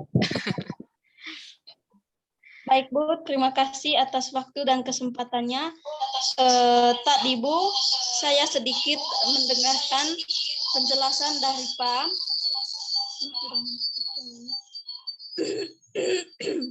Di situ tadi, dalam prinsip menyusun lesson design dengan fitur mapping. Yang pertama tadi, Bu, penjelasannya menggunakan pola mundur. Dan di situ tadi dimulai dari ending. Jadi pertanyaan saya tadi, Bu, kenapa menggunakan pola mundur itu dimulai dengan ending, Ibu? Oke. Itu saja pertanyaannya? Iya, Ibu. Oke, Amelia ini semester 1 ya? Ya, Bu, semester 1, Bu. Ya, masih maba Pak Mas Huri. Monggo, Pak. Ya, terima kasih Mbak Amelia. Oke. Langsung saya jawab, Bu ya. Baik. Ya. Jadi begini, sebagaimana namanya ini kan dikatakan future mapping. Future itu kan artinya masa depan. Ya, masa depan. Kita memetakan masa depan. Nah, artinya kalau berbicara terkait dengan masa depan, ya kita harus melihat masa depan kita. Nah, dengan melihat masa depan kita akan menjalani proses itu dengan baik. Itu kalau arti atau makna sebenarnya future mapping. Nah, kalau di dalam mendesain pembelajaran itu dengan pola mundur, kita akan tahu endingnya itu apa sih, tujuan konkretnya itu apa. Misalnya siswa, tujuan saya ya kepada siswa itu adalah mereka bisa bercerita ke temannya ya tentang proses pencernaan. Nah, itu tujuan konkret saya. Mereka waktu siswa itu tentu di sini yang tadi saya maksud adalah siswa itu kita pilih yang barangkali selama ini mengalami kesulitan dalam belajar.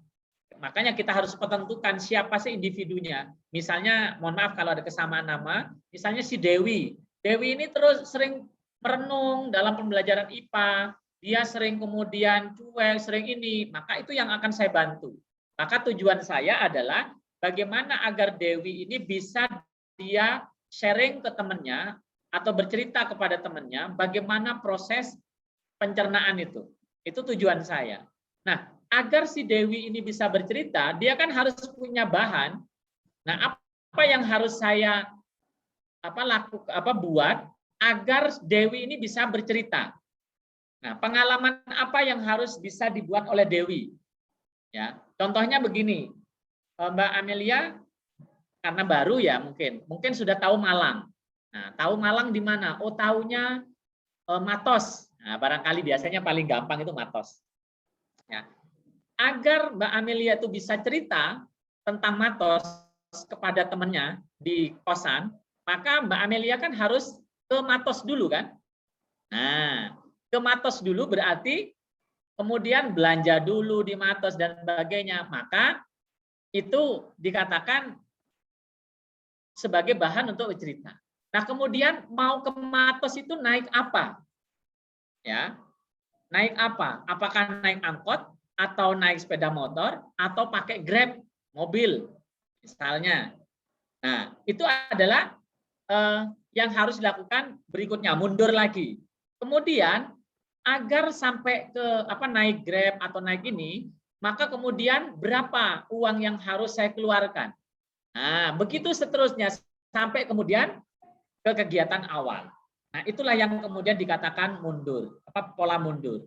Sebenarnya kalau dengan video tadi, ilustrasi future mapping itu bisa ditayangkan, saya yakin Mbak Amelia dan teman-teman yang lain itu punya gambaran.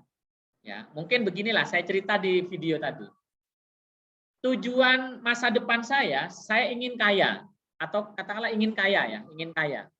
Nah, berarti agar saya kaya, apa yang harus saya lakukan?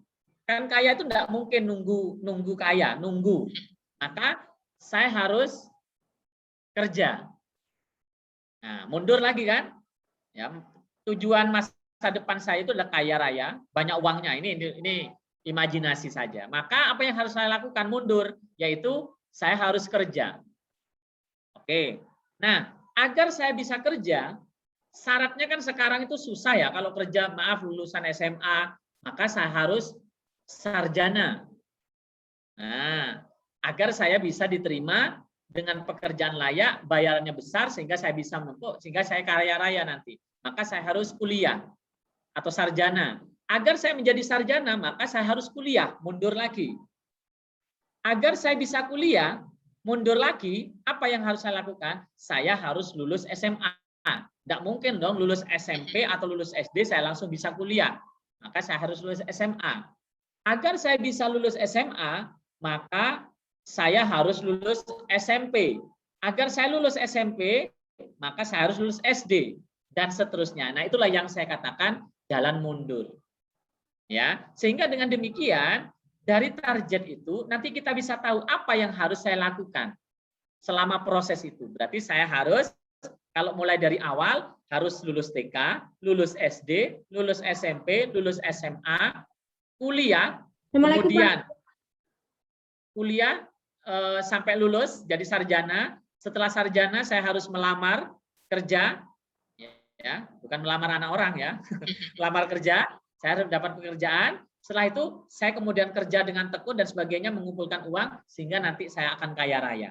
Nah, itulah imajinasinya. Sehingga dengan jalan mundur, pola mundur itu kita tahu aktivitas apa yang harus saya lakukan atau proses apa yang harus saya lalui. Begitu juga dengan siswa. Kalau kita mundur dari tujuan akhirnya apa, tujuan endingnya apa, kita akan tahu apa aktivitas siswa yang harus dilakukan selama pembelajaran. Tanpa dengan pola mundur, kita akan macet di tengah jalan. Begitu siswa nggak respon, tanpa kita antisipasi, kita akan kesulitan. Bisa jadi nanti gurunya, siswanya diem karena tidak ada respon, gurunya juga bingung, ini harus diapain. Nah, kalau begitu nanti diem-dieman, ya sudah, nanti akan berlalu saja. Tapi kalau kita prediksi dari awal, dari akhir, kemudian mundur sampai awal, sehingga kita bisa memperkirakan aktivitas selama pembelajaran, kira-kira 2 atau 3 kali 40 menit, itu apa saja, nah itu akan tergambar melalui pola mundur tadi. Mungkin teman-teman yang kemarin sudah praktek menyusun lesson plan, itu bisa bercerita pengalamannya kemarin. Mungkin demikian Bu Yuswa. Baik, terima kasih Pak Masuri. Silakan, ada lagi? Atau sudah cukup? Mungkin malu ya. Ada lagi kah? Ada Mbak Yupita, Mbak Ance itu, ayo. Masih monitor nggak tuh? Yupita, halo Yupita, dicari Pak Masuri. Oh, sudah keluar kayaknya. Sudah keluar tadi mungkin. Ini ada dari Unipa ya, Maria Immaculata, halo. Sinyalnya bisa nyampe kah? Halo Mbak Maria. Oh, nih Umbu. Umbu mau berbicara? Usta. Iya, Bu. Ya, silakan. Kameranya nggak bisa nyala.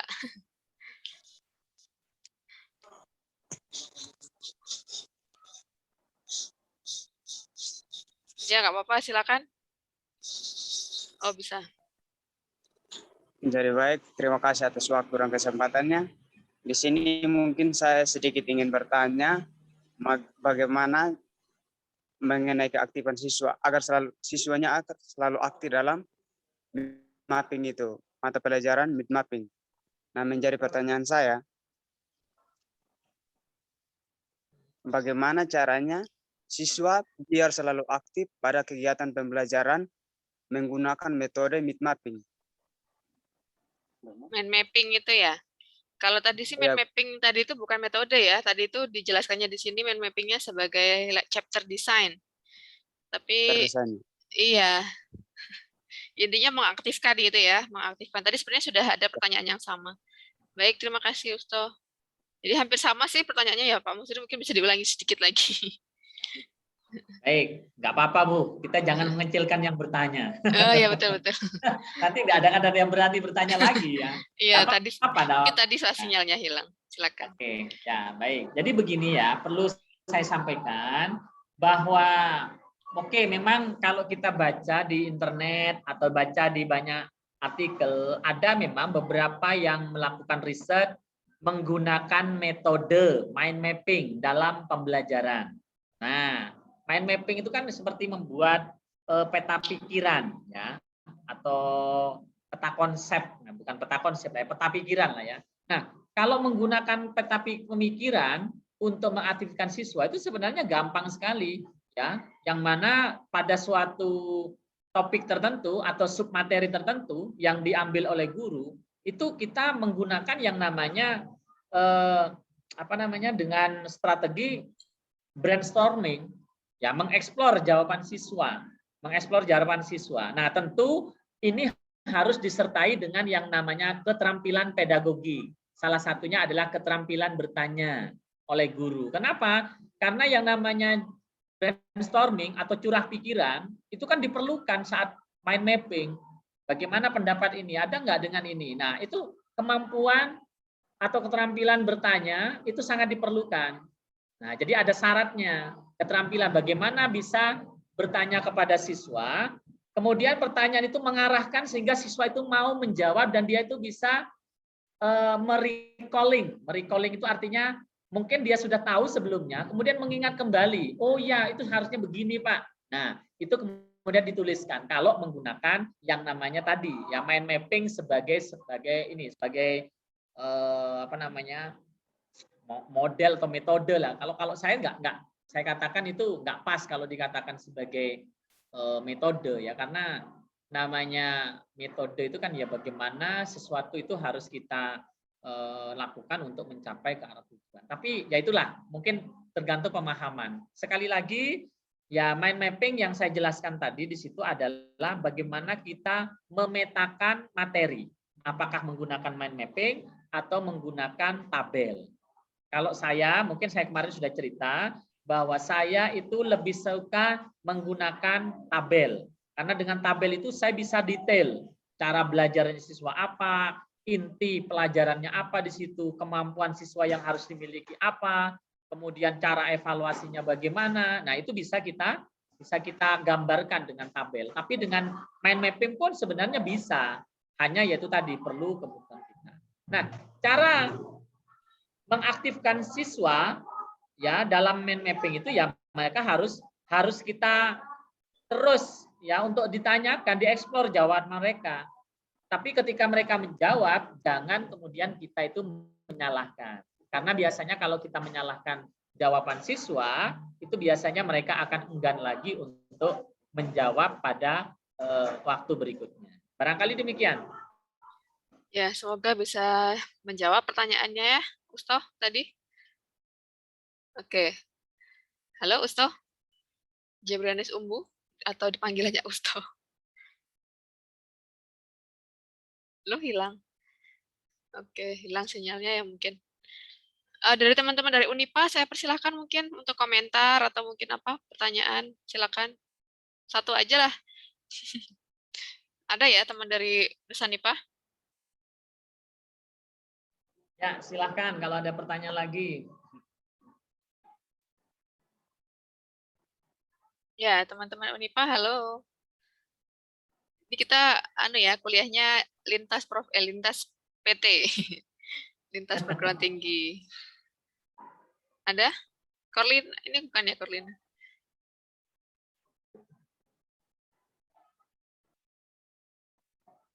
Ayo.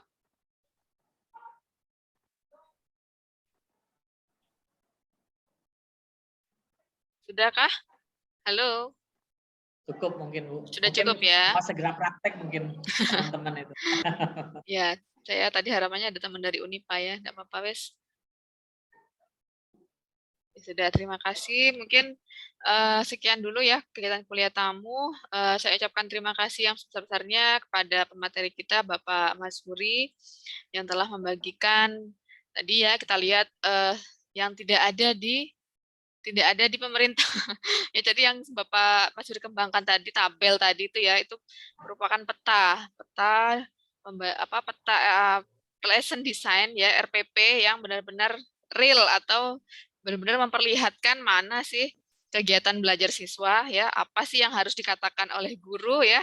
Tadi itu kalau secara gampangnya dulu kita prakteknya menggunakan sticky note tadi dengan kertas tadi ya.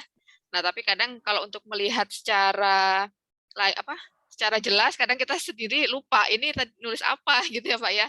Akhirnya ditulis lagi dalam ketikan dalam bentuk Word dan tabel-tabel tadi yang ada panah-panahnya tadi itu yang saya dapat pada hari ini yang baru juga ya. Jadi setiap ketemu Pak Mas Huri itu ada lagi yang baru, ada lagi yang baru ya. Karena beliau ini selalu berinovasi karena apa? Karena kita sudah tahu saya nanti harus memberikan pembelajaran yang seperti apa. Jadi semakin detail gitu Pak ya, tadi Pak Mas Huri di awal menyampaikan semakin detail rencana kita, maka harapannya pembelajaran itu akan semakin berhasil dan bisa mengatasi permasalahan siswa tadi. Mungkin itu dari saya ya. Atau dari Bu Anis? Halo Bu Anis.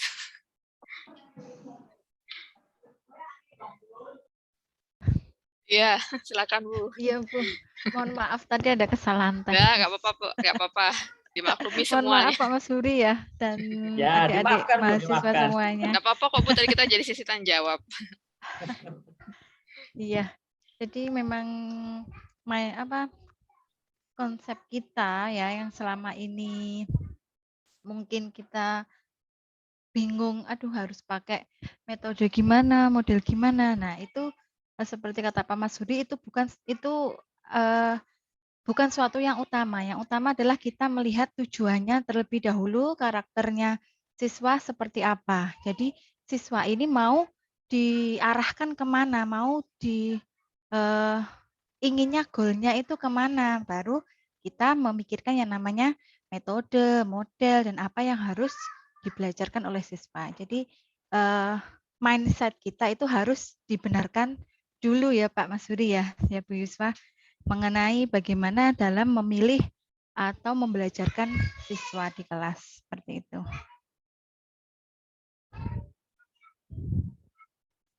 Mungkin dari saya seperti itu Bu Yuswa. Baik. Ya, terima kasih Bu Anis. Ini kalau Bu Mita masih cuti ya, jadi nggak bisa bergabung. Ini juga ada dosen tadi sepertinya Pak siapa ya? Apa masih ada ya? Masih bergabung Pak tadi ya? Farid. Pak Farid, Pak Yusi, terus tadi kayaknya juga ada Bu siapa tadi? Oh, sudah keluar semua sepertinya. Mungkin karena ada perlu juga. Ya. Baik, mungkin akan kita segera akhiri ya teman-teman. Dari saya sebagai moderator dan juga Pak Mas Huri, kami mengucapkan terima kasih atas partisipasi mahasiswa ya di kegiatan ini. Semoga semua itu ujung tombaknya adalah di guru ya semua. Jadi apa yang kita berikan hari ini mungkin nanti akan berbeda dengan apa yang kalian hadapi. Jadi tetap semangat untuk selalu berinovasi. Dari saya itu saja, cukup sekian. Terima kasih. Wassalamualaikum warahmatullahi wabarakatuh.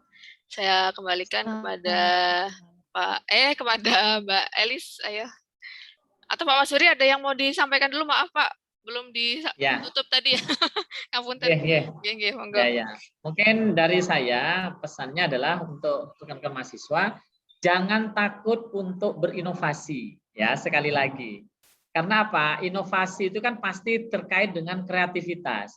Jadi jangan kemudian, wah ini misalkan tidak sesuai contohnya kemarin. Justru kalau kita itu bisa agak berbeda dengan contoh, tetapi di situ tetap bisa nyampe pada tujuan yang sama, itulah sebenarnya kreativitas, ya. Jadi tujuannya sama seperti tadi saya ilustrasikan, tujuannya ke Jakarta, kan orang menganggapnya paling cepat ya harus pakai kereta misalnya, kereta.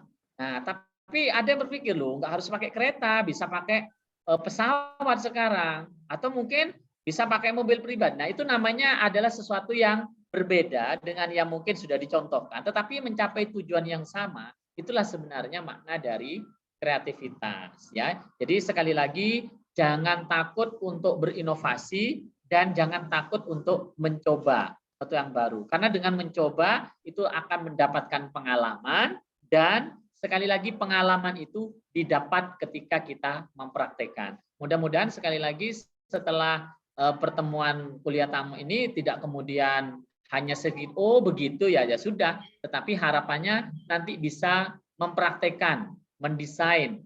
Ya kan toh nanti Anda, terutama yang masih semester bawah atau mungkin yang sekarang menempuh semester 5, itu kan nanti mungkin semester kedepannya itu akan PLP. Nah, ini harapannya menjadi bekal. Kalau sudah terbiasa ketika nanti terjun pada saat praktek atau PLP itu, nanti akan mudah. Oh, dulu sudah dapat pengalaman seperti ini, seperti itu.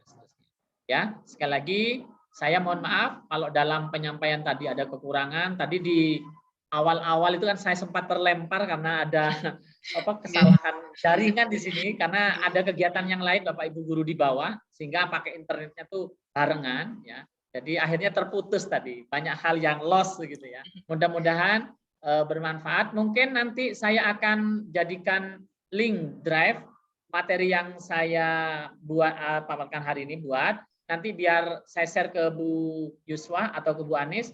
Mungkin Bu Anis bisa nge-share kepada peserta untuk bisa mengaksesnya juga nanti. Barangkali demikian Bu Yuswa. Jadi saya mohon maaf dan saya ucapkan terima kasih. Assalamualaikum warahmatullahi wabarakatuh. Selamat siang untuk teman-teman mahasiswa. Waalaikumsalam. Warahmatullahi wabarakatuh. Terima kasih Pak Masuri. Silakan Mbak Elis bisa dilanjutkan. Baik, Bu. Terima kasih saya ucapkan kepada Pak Masuri dan Ibu Yuswa Istiqomayanti dan juga Ibu Anis Samrotul Latifah karena sudah memberikan materi yang luar biasa sekali hari ini dan kami mendapatkan hal baru seperti itu, Pak, Bu. Semoga ilmu yang kami dapatkan hari ini bisa bermanfaat untuk kami ketika kami akan PLP maupun mengajar di masa depan nanti. Saya juga berharap teman-teman bisa menyimpan apa yang sudah kita dapatkan hari ini dan benar-benar memanfaatkan ilmu yang kita dapatkan seperti itu. Selanjutnya, kita akan menutup pertemuan atau kuliah tamu kita hari ini. Sekali lagi saya mengucapkan limpah terima kasih kepada Bapak karena sudah memberikan kami ilmu yang sangat bermanfaat. Semoga Bapak selalu diberkati, diberikan kesehatan dan kesuksesan dalam menjalankan tugasnya sebagai guru. Sebelum kita meninggalkan meeting itu, mari kita berdoa menurut agama dan keyakinan masing-masing. Berdoa dimulai.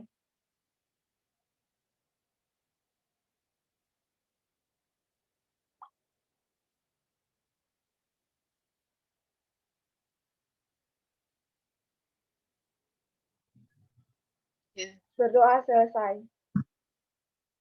Mungkin bisa foto Baik, dulu, nyalakan kameranya. Iya, Bu. Betul, foto untuk dokumentasi tuh. Betul. Ayo di kameranya dinyalakan dulu semuanya. Ayo, Beberapa mukanya detik. dibersihkan dulu. Yang nempel-nempel dari bantal. Mungkin sambil ngantuk-ngantuk gak apa-apa. Santai, kita kuliahnya santai ya Pak. Oke, 1, 2, 3. 1, 2. 3 karena saya yang pakai PC ya. Atau apa maksud saya nggak apa biar saya yang.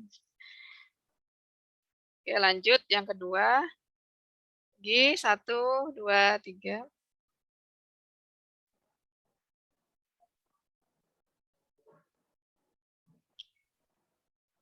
Oke, sudah.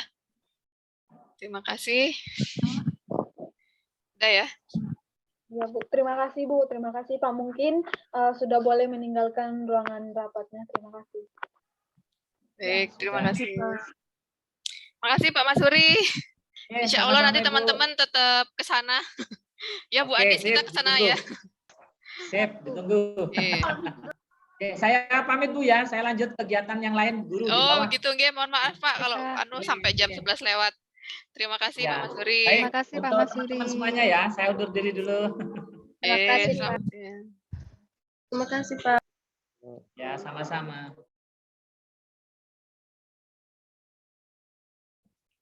Bu Anis, terima kasih. Saya juga ada acara lagi. Oh iya, Bu. Oke, teman-teman silakan bisa meninggalkan. Wassalamualaikum warahmatullahi wabarakatuh. Waalaikumsalam. Waalaikumsalam warahmatullahi wabarakatuh. Terima kasih. Saya dikembalikan ke Terima kasih, host Bu. Bu Yuswa. Oh gitu. Atau langsung ditutup saja ya? Langsung tutup aja ya. Saya yang langsung recording ditutup aja. soalnya. Oke. Oke, terima kasih.